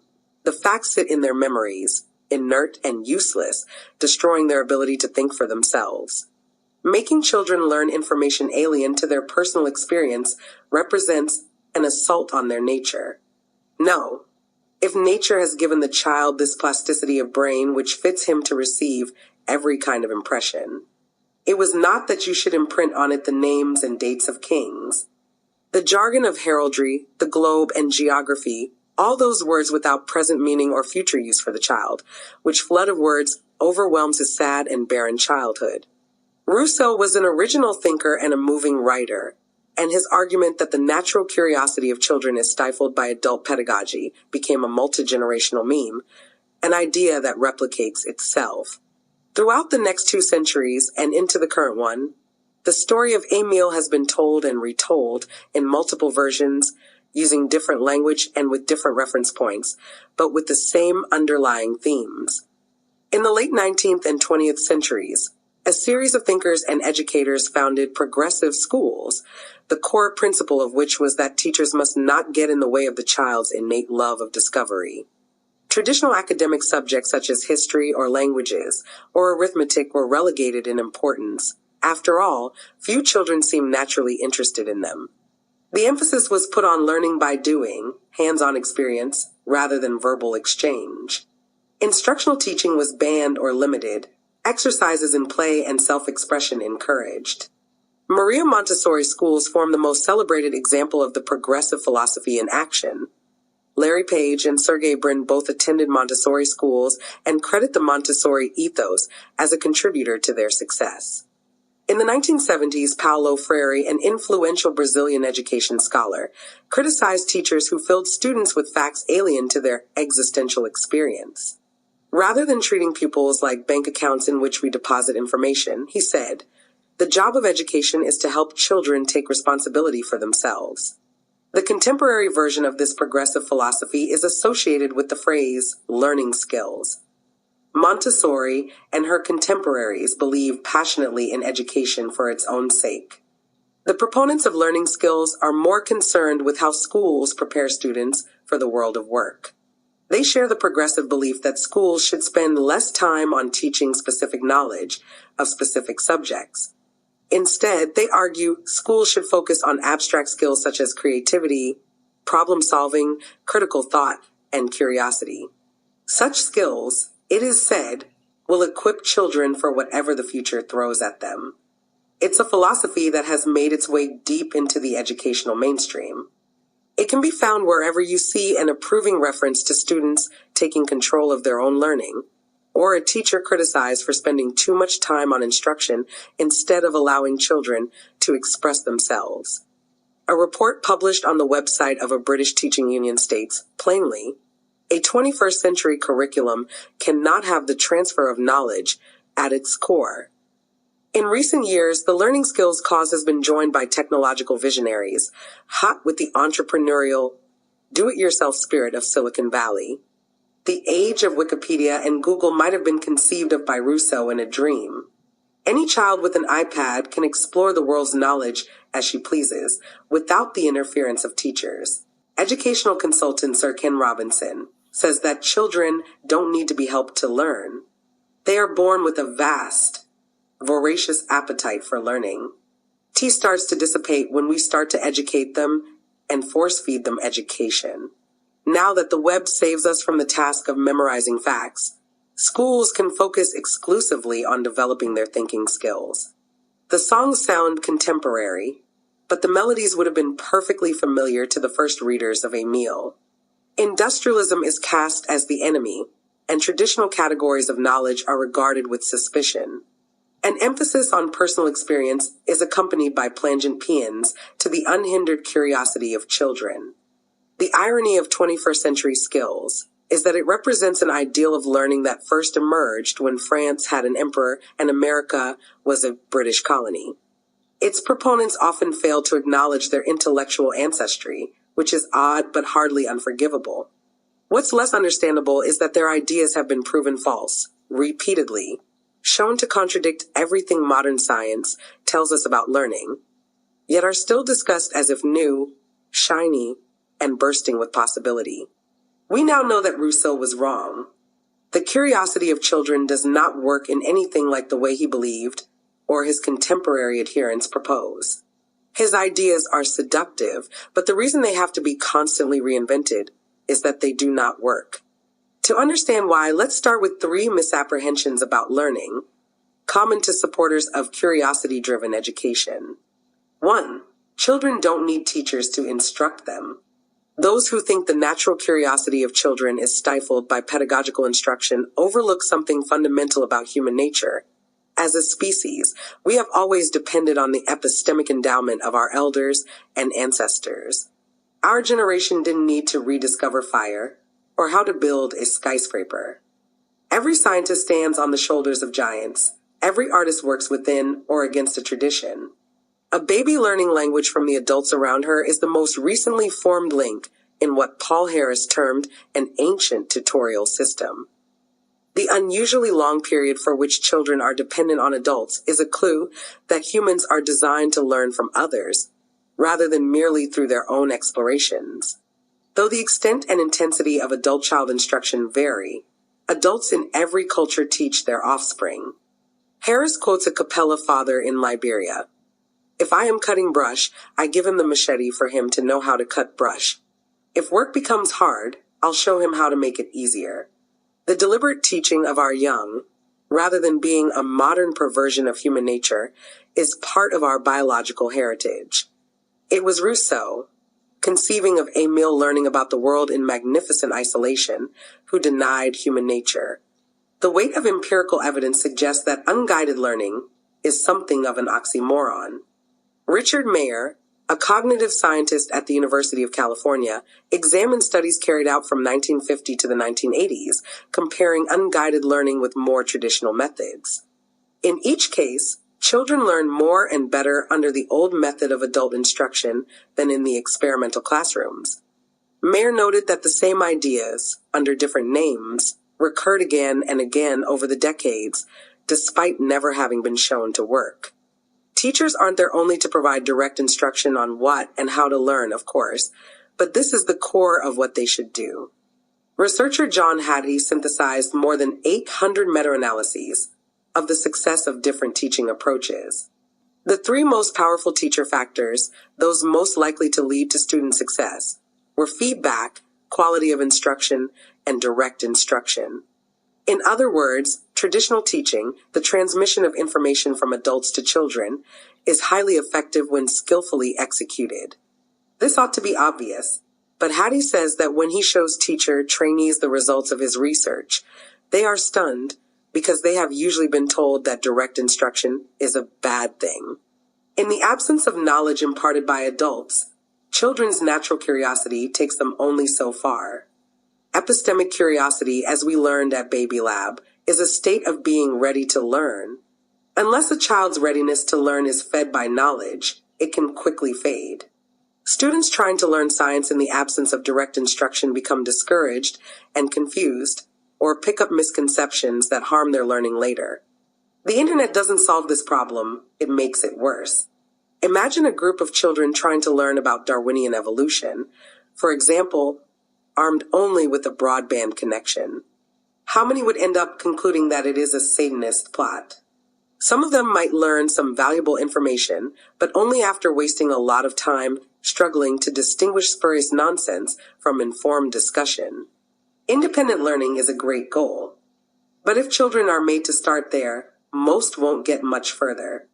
Schools and teachers are also there to tell children what to learn, to direct them to stuff that they might find boring now, but that we, as parents and as citizens, believe they ought to know. Childhood is a time when serendipity plays a large part in learning. Teachers can help children stumble across areas of knowledge that they didn't know they were interested in, unknown unknowns, and that they find dull or intimidating at first pass.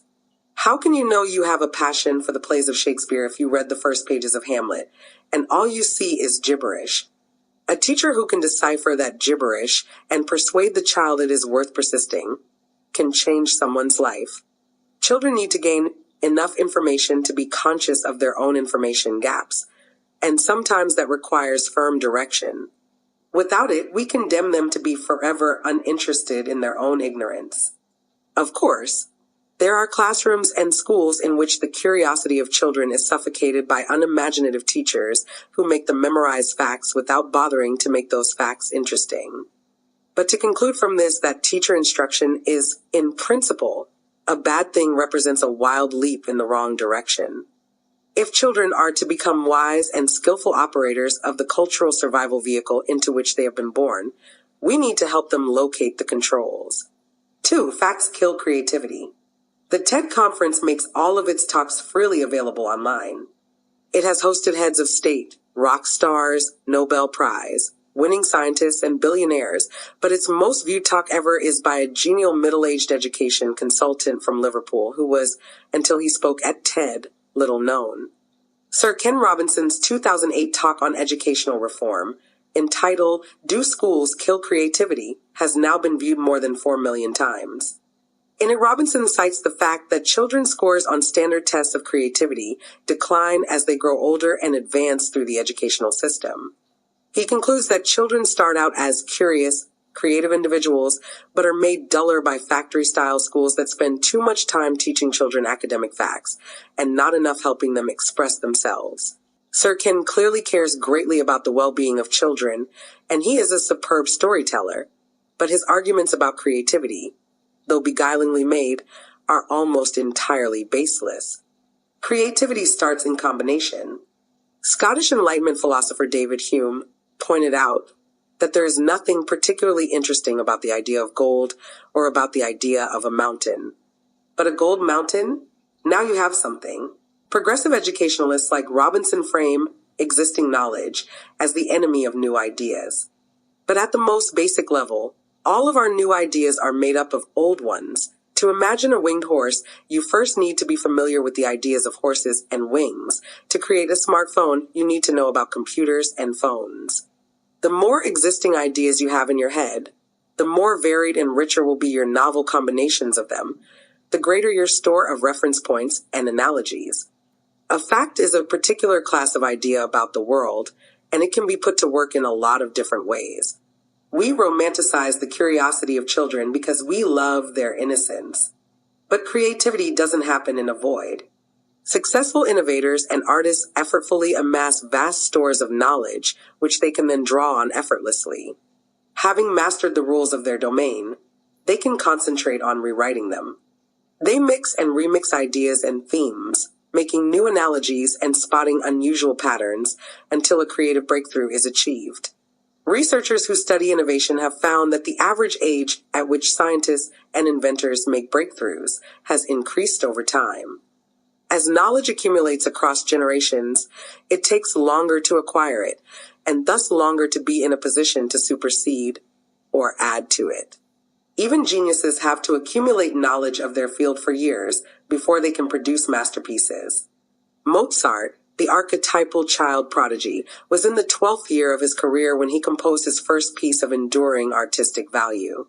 As Steven Pinker puts it, geniuses are wonks. Without knowledge, including factual knowledge, a child is like a sculptor with no clay to work with. She is creative, but only in theory. Here are a few examples of people whose curiosity and creativity were fed by factual knowledge. William Shakespeare went to the kind of school that would have horrified Sir Ken. Its pupils were made to learn, by way of repetition, more than 100 Latin figures of rhetoric. They were also expected to become familiar with texts that had little to do with their immediate experience, by ancient authors such as Seneca and Cicero. We have no record of how much Shakespeare enjoyed school, but we have plenty of evidence that it didn't stifle his creativity. It's not only that he went on to produce the greatest body of creative work ever attributed to one person. It's that, as Shakespearean scholar Rex Gibson put it, everything Shakespeare learned in school he used in some way in his plays. His dramatic imagination was fueled by what would now be seen as sterile exercises in memorization and constant practice. A working-class boy who went to a demanding traditional school, Paul McCartney was a good student, excelling at English and Latin. By the time he joined the Beatles, he says, "I had a love of literacy. With Eleanor Rigby, I was trying to write like a good poet."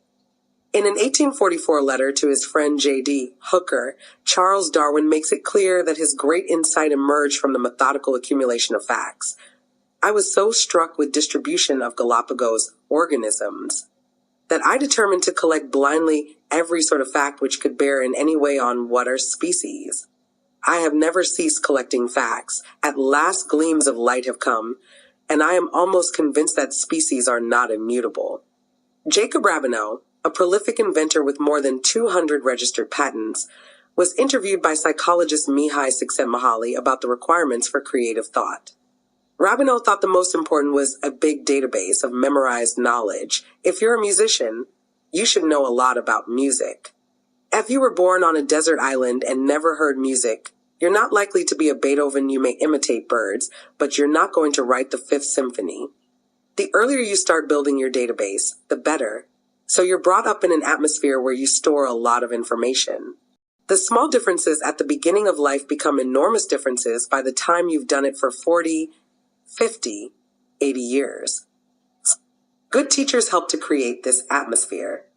They actively direct the curiosity of children, helping them transform their diversive curiosity into epistemic curiosity, which in turn starts building the database that makes creativity possible. 3. Schools should teach thinking skills instead of knowledge. In 1946, Dutch psychologist and chess grandmaster Adriaan de Groot ran an experiment that changed the way scientists think about learning. He displayed a chess board to his subjects with the pieces arranged as if a game was underway for a few seconds. He then asked them to reconstruct the position from memory. Grandmasters and masters were able to reproduce the positions with near-perfect accuracy. Good amateur players could replace only about half the pieces in the right positions, and novices managed only a third. On the face of it, chess is a game of pure reasoning. But the core of chess ability is knowledge. Chess masters have more positions stored in their memories, and are thus able to instantly recognize more positions as they come up, which frees their conscious minds to focus on evaluating the next move. William Chase and Herbert Simon replicated de Groot's experiment, adding a crucial twist. The players were shown not only real chess positions, but random arrangements of pieces that would be impossible in an actual game of chess. The experts performed just as well as they had in de Groot's experiment with the real positions. But when it came to the scrambled positions, they performed no better than the amateurs. Chess, rather than being about an abstract thinking skill, is highly knowledge-bound. Top players have tens of thousands of chess positions stored in their memories. Similar experiments have been repeated with experts from physics, algebra, and medicine, always with the same results. When the task is changed to one that lies outside the expert's domain, they fail to transfer their skills to the new problem, because their skills are bound up with knowledge of that specific field. Another way of putting this is that a mental skill is not the same as an algorithm, a process that can be applied to any problem, regardless of subject. Learning skills grow organically out of specific knowledge of specific domains, that is to say, facts. The wider your knowledge, the more widely your intelligence can range, and the more purchase it gets on new information. This is why the argument that schools ought to prioritize learning skills over knowledge makes no sense. The very foundation for such skills is memorized knowledge. The more we know, the better we are at thinking. If the science of how the mind works has established one thing in the past 50 years, it is this: human memory isn't like computer memory, a place in which data can be stored and retrieved. It is central to the very act of thinking. Long-term memory, in particular, is the source of much of our intelligence, insight, and creativity. Our minds store information in one of two places: working memory and long-term memory. Working memory is what we can keep in our conscious minds at any one time. It is the brain scratch pad, the temporary mental space in which we perform acts of thinking, like arranging a sentence or solving an equation. It's rather cramped. We can keep only a few items in it simultaneously before one or more of them slip beyond recall. According to a landmark 1956 study by cognitive psychologist George Miller, we can cope with about 7 numbers at once, and almost all information stored there is lost within 30 seconds if it is not rehearsed. When actually processing these elements rather than merely storing them, trying to do a sum with numbers, for example, most of us can juggle only 2 or 3. To boost our processing power, we use something psychologists call chunking. Given a math problem, say 42 multiplied by 7, we break the problem down into a few discrete chunks and manipulate them until we get to the answer.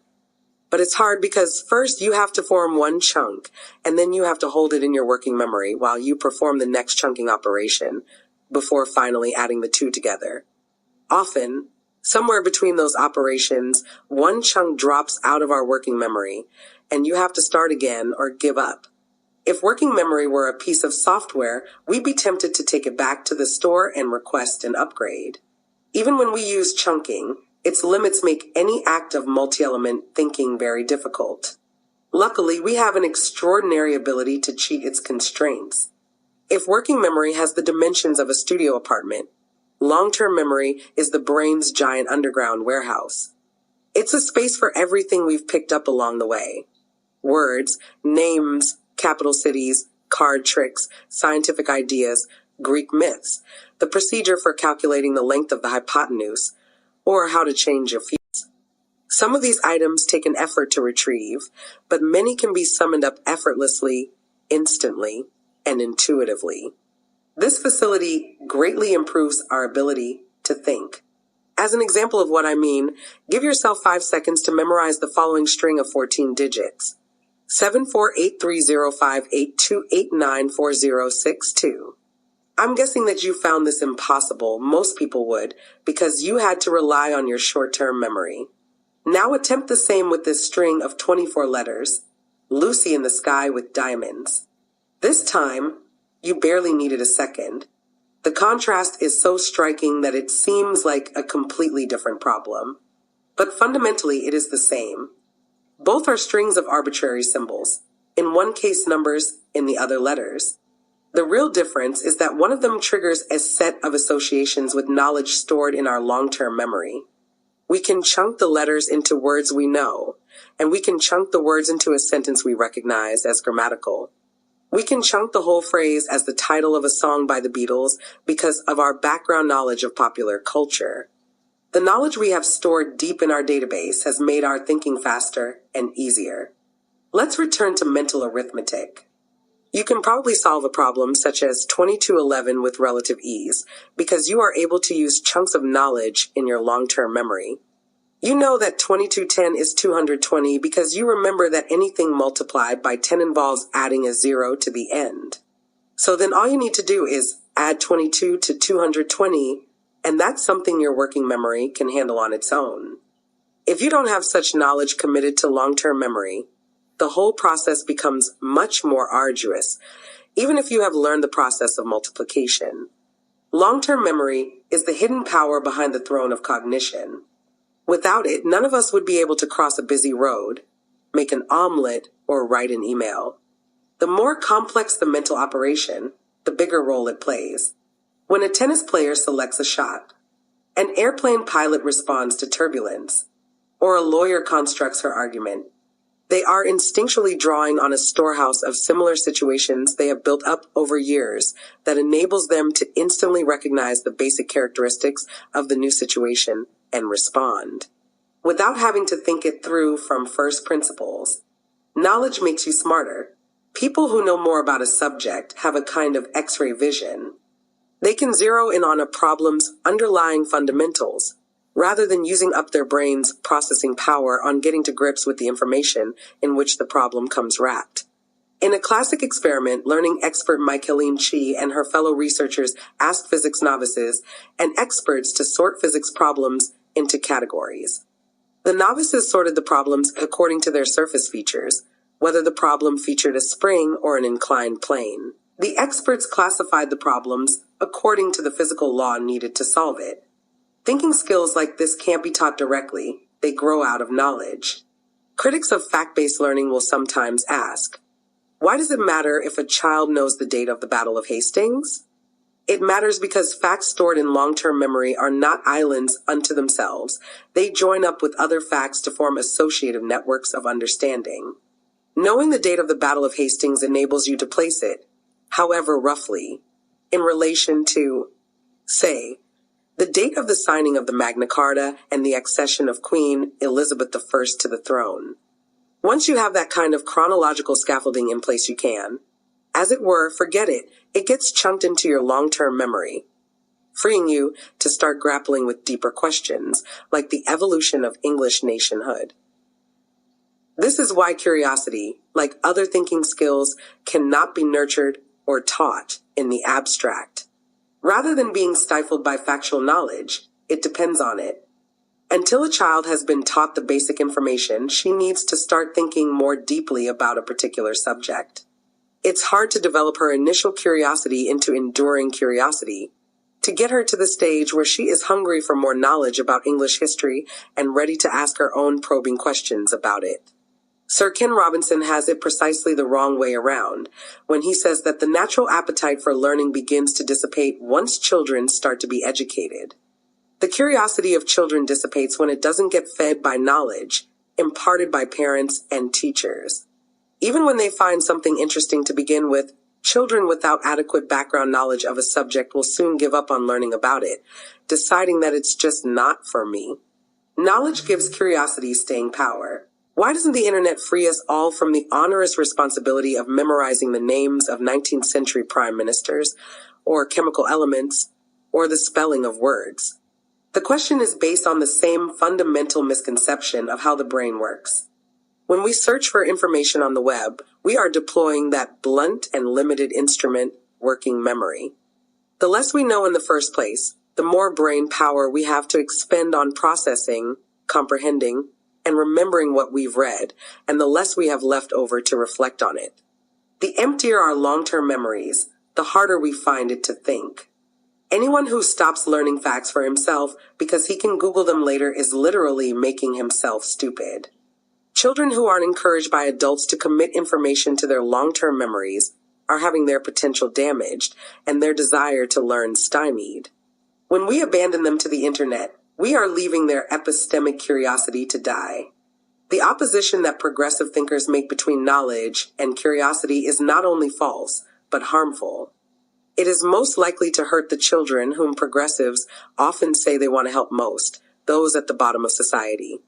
The single most important contributor to future success, even for children aged 6 and younger, isn't a child's intelligence, but what she knows. A longitudinal study of 2,700 children funded by the U.S. Department of Education followed the lives of its subjects for more than a decade, from preschool or kindergarten onward. The best predictor of academic achievement was general knowledge, such as vocabulary. It's nice to think that children will gain such knowledge by relying only on their innate desire to learn, but it's not true. Epistemic curiosity requires us to care about our own information gaps, and that means, as George Lowenstein realized, knowing something in the first place. The more knowledge children acquire early on, the better they are at learning, and the more they will enjoy learning. Just as startups need to borrow large amounts of capital to kickstart their growth, so children depend on knowledge transmitted by teachers to fuel their nascent intellectual curiosity. Knowledge loves knowledge. As we've seen, new information that can't find any networks to affix itself slides out of the clutches of working memory within half a minute or so. If you are told for the first time that Thomas Jefferson died on July 4th, you're much more likely to remember that fact if you already know who Jefferson was, the role he played in America's birth, and the significance of that particular date. The more broad-ranging your general background knowledge, the stickier you are likely to find any new information. The wider your net, the more that gets caught in it. Start off with a small net, and you'll always be playing catch-up.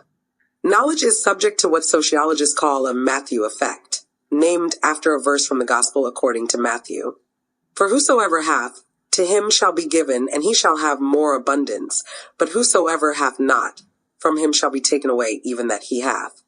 In other words, the knowledge rich tend to get richer, while the knowledge poor get poorer. A 6-year-old student who knows a little less about how to read will find it harder to absorb knowledge from a book than her peers. When new information is introduced to the class, she will remember less of it than her classmates, even if she's making the same effort, because she has to devote more of her cognitive resources to dealing with the incoming information. Over time, as she falls behind in her class, she may get dispirited and stop trying. Minor differences soon become major ones. Daniel Willingham, a cognitive psychologist at the University of Virginia and an expert on learning, has performed a hypothetical calculation to demonstrate how the Matthew effect works. Suppose Sarah has 10,000 facts in her memory and Lucy has 9,000, and they're both introduced to a new set of facts. Sarah might remember 10% of the new facts, whereas Lucy remembers 9%. Now assume this is repeated 9 times over the next 9 months. By the end of it, the gap between Sarah and Lucy will have widened from 1,000 facts to 1,043 facts, and it will only keep widening unless Lucy makes an extra effort to catch up. But this is difficult because Sarah is pulling away from her at speed. This is roughly the situation faced by kids who start school knowledge poor versus their knowledge-rich counterparts. The upside of the Matthew effect is that it works both ways. If teachers and parents make an intensive effort to raise Lucy's knowledge levels, they can help her out of this vicious circle and into a virtuous one, in which the more she learns, the more she absorbs and the more she wants to learn. Of course, if pupils attend a school in which teachers are discouraged from imparting knowledge directly, they won't get this help. The evidence suggests that novices, students with comparatively low background knowledge, gain the most from adult instruction. A review of approximately 70 studies in the United States found that highly skilled learners learn more with less guided instruction. whereas students who find learning difficult do significantly worse than they do under guided instruction. When presented with an algebra problem, novices' only cognitive resource is working memory, because they're dealing with the various elements of the equation as if for the first time. So they need to lean on an external cognitive resource, a teacher, to work it through. Students who already have some knowledge of algebra can draw on an extra internal resource, their long-term memory. Progressive education ideas are so called because they are anti-hierarchical, against the teacher as authority figure or the concept of approved subjects, and a knowledge-rich education has somehow come to be seen as elitist. But progressive educational practices tend to entrench social hierarchies. They're better for more knowledgeable learners than less knowledgeable ones. And the more knowledgeable children are those, like Alexander Williams in Annette Leroux's study, who grew up in houses filled with books, with parents who enjoyed imparting knowledge to them, typically middle-class kids. The problem is not that knowledge is elitist, but that the elites have a stranglehold on knowledge. Antonio Gramsci, the Italian socialist and originator of the phrase speaking truth to power, was imprisoned for his opposition to Mussolini and considered himself a staunch enemy of unearned privilege. When he saw progressive ideas about education taking hold in Italy, he wrote, "The replacement of mechanical by natural methods has become unhealthily exaggerated. Previously, pupils at least acquired a certain baggage of concrete facts. Now there will no longer be any baggage to put in order. The most paradoxical aspect of it all is that this new type of school is advocated as being democratic, while in fact it is destined not merely to perpetuate social differences, but crystallize them." In 1978 Education Academic ed., Hirsch was conducting research on reading comprehension at a community college in Richmond, Virginia, using the same assignments he had been using on his students at the University of Virginia. The community college students, most of them black, showed comparable levels of reading fluency and comprehension as the students at the university. But to Hirsch's surprise, they were utterly baffled by a passage about General Lee's surrender at Appomattox, one of the most famous events in American history. Hirsch had an epiphany. Without access to a common stock of basic cultural facts and information, these students would always be at a disadvantage, no matter how smart or hard-working they were. Hirsch made it his life's work to campaign for an educational curriculum that puts the emphasis on the rigorous teaching of traditional subjects, reading, math, history, science, literature. This has led some to cast him as a conservative, and perhaps he is, but only in educational terms. As Hirsch says, there is an inverse relationship between educational progressivism and social progressivism. Progressive education is a sure means of preserving society's status quo, whereas educational conservatism, teaching kids according to a common, knowledge-rich curriculum, provides the only means whereby children from disadvantaged homes can secure the knowledge and skills that will enable them to improve their condition. Gramsci believed in speaking truth to power, but when it comes to education, the powerful already know the truth.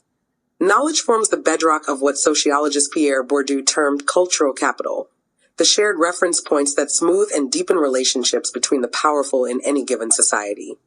That's why parents in the upper echelons of societies around the world send their children to expensive private schools, specializing in knowledge-rich, teacher-led instruction in traditional subjects. Rather than ceding the field to those already in possession of cultural capital, surely our public educational systems should be designed to spread it as widely as possible. Hirsch likens background knowledge to oxygen, vital yet easily taken for granted. It is hard to realize just what a gift it is, and what a handicap it is not to have it. The flame of curiosity doesn't burn in a vacuum. To close this chapter, I'll share a poignant example of how a knowledge-poor childhood can blight the life chances of the smartest and most curious of kids. In his compelling book on education, How Children Succeed, Paul Tough combines firsthand reporting from American schools with evidence from academic research to argue that we have overestimated the extent to which successful learning depends on intelligence and underestimated the importance of non-cognitive traits, put simply, character. He focuses on the motivation to learn in particular the trait of persistence. Tough cites the work of psychologist Angela Duckworth, who has produced an impressive body of work to show how the achievement of children and adults is dependent on their levels of grit, a combination of self-control, focus, and the ability to recover well from failure or disappointment. A test of a student's willingness to persist in a boring task is a much better predictor of achievement than a test of intelligence. The most successful students aren't necessarily the cleverest, they are the ones who don't give up. Tough summarizes his case like this. What matters most in a child's development is not how much information we can stuff into her brain in the first few years. What matters instead is whether we are able to help her develop a very different set of qualities, a list that includes persistence, self-control, curiosity, conscientiousness, grit, and self-confidence. Although coming from a very different intellectual background than progressive educators, Tough evokes their critique of knowledge-based teaching with that disparaging use of the verb to stuff. But in his book, Tough tells a story that demonstrates the enduring importance of learning facts. He reports on the inspiring success of the chess team at Intermediate School 318 in Brooklyn. The school serves a mainly poor African American and Hispanic neighborhood, and the great majority of its pupils are drawn from struggling, low-income families. You wouldn't expect its chess team to do well in national tournaments. Indeed, you might be surprised to learn that it has a chess team at all. But over the past 10 years, teams from the school's 4th, 5th, and 6th grades have been taking on and beating teams from the elite private schools, who routinely dominate such competitions. The person most responsible for the remarkable achievements of IS 318's chess team is a teacher named Elizabeth Spiegel. Spiegel spends hours with individual students going over games they have played, move by move, identifying where they went wrong or what they did right. She makes it clear that she expects great things from them, and they have risen to her challenge with exceptional efforts. One of Spiegel's star players was James Black, an African-American boy from Brooklyn's impoverished Bedford-Stuyvesant neighborhood.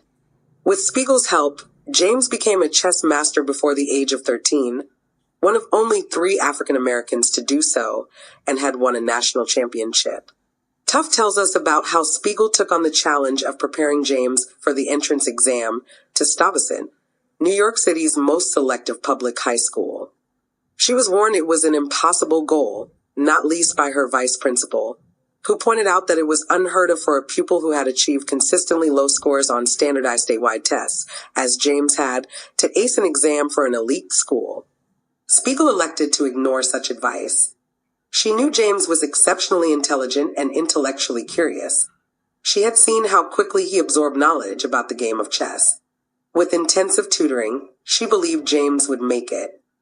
As she said to Tough, "I figure with 6 months, if he's into it and will do the work, I can teach a smart kid anything, right?"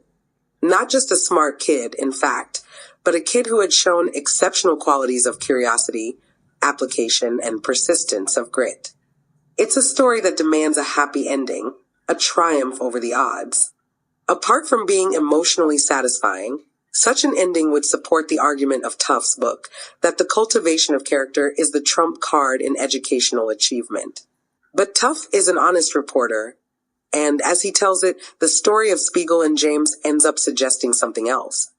While curiosity and grit are critical to educational achievement, they're worth little without knowledge. As we've seen, chess at a high level is an exercise in memory and pattern recognition. A chess master like James can see what is and isn't possible within a glance. But knowledge domains such as literacy or geography are multifaceted, nebulous, and difficult to define. And they are dependent on each other. It's difficult to learn physics without math, or history without language skills. It is nearly impossible to get good quickly at everything at once. As Tough himself remarks, doing well in an elite school exam requires the knowledge and skills that a student has accrued over the years, most of which is absorbed invisibly throughout childhood from one's family and culture. Although Spiegel spent hours outside of lesson time working with James on the test, and he applied himself with determination and diligence, he found it impossible to overcome his basic lack of knowledge. He couldn't locate Africa or Asia on a map, or name a single European country. His vocabulary was narrow, his math skills extremely limited. The fundamental holes in his early education meant he could hardly get started on more difficult questions. James failed to gain entry to Stuyvesant, whose best chess players would have been no match for him, not because he lacked curiosity or grit or intelligence. He failed because, unlike middle-class kids, he hadn't been stuffed with information from an early age. The engine of his curiosity was running on empty. As we've seen, childhood curiosity is a collaboration between child and adult. The surest way to kill it is to leave it alone.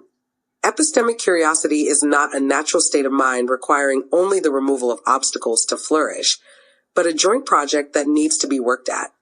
Left to their own devices, including digital devices, children get misinformed, distracted, and dispirited. This applies with particular force to the children that reformers such as Sagata Mitra passionately want to help, the poor. Mitra's work is fascinating and in many ways inspiring, but the conclusion he reaches is dangerously misguided. Knowing, in the sense of a richly populated long-term memory, is not obsolete. It's the source of our insight, creativity, and curiosity. The fatal flaw in curiosity-driven approaches to education is that knowledge drives curiosity as much as curiosity drives the acquisition of knowledge. We're not good at learning new information unless we're in a curiosity zone in the first place. And, especially at an early age, we rely on others to direct us there. When it comes to education, curiosity is in the odd position of being undervalued and overpraised at the same time. On the one hand, school systems can overemphasize exam performance and vocational preparation at the expense of instilling pleasure in learning. This is an important but much acknowledged problem. A less obvious but equally insidious one stems from the assumption that a child's curiosity needs only to be unlocked for them to head off on amazing, enlightening intellectual journeys of discovery. It's nice to think so, but without schools to build their database of knowledge, children can grow up fatally unaware of what they don't yet know, uninterested in their own ignorance, and at a lifelong disadvantage to more knowledgeable and so more curious peers. They will find themselves on the wrong side of the curiosity divide, and when we let that happen, we're allowing whole lives to shrink. When the narrator of Saul Bellows' novel The Dean's December overhears a dog barking into the night, he thinks of it as a plea to expand his narrow canine understanding. For God's sake, open the universe a little more. Knowledge, even shallow knowledge, knowing a little about a lot, widens your cognitive bandwidth. It means you get more out of a trip to the theater or a museum, or from a novel, a poem, or a history book. It means you can glance at the first few paragraphs of a story in The Economist, grasp its essentials, and discuss them later. It means you can engage with the person next to you at lunch on a broader range of topics, contribute meaningfully to more meetings, be more skeptical of dubious claims, and ask better questions of everyone you encounter. Whoever you are and whatever start you get in life, knowing stuff makes the world more abundant with possibility and gleams of light more likely to illuminate the darkness. It opens the universe a little.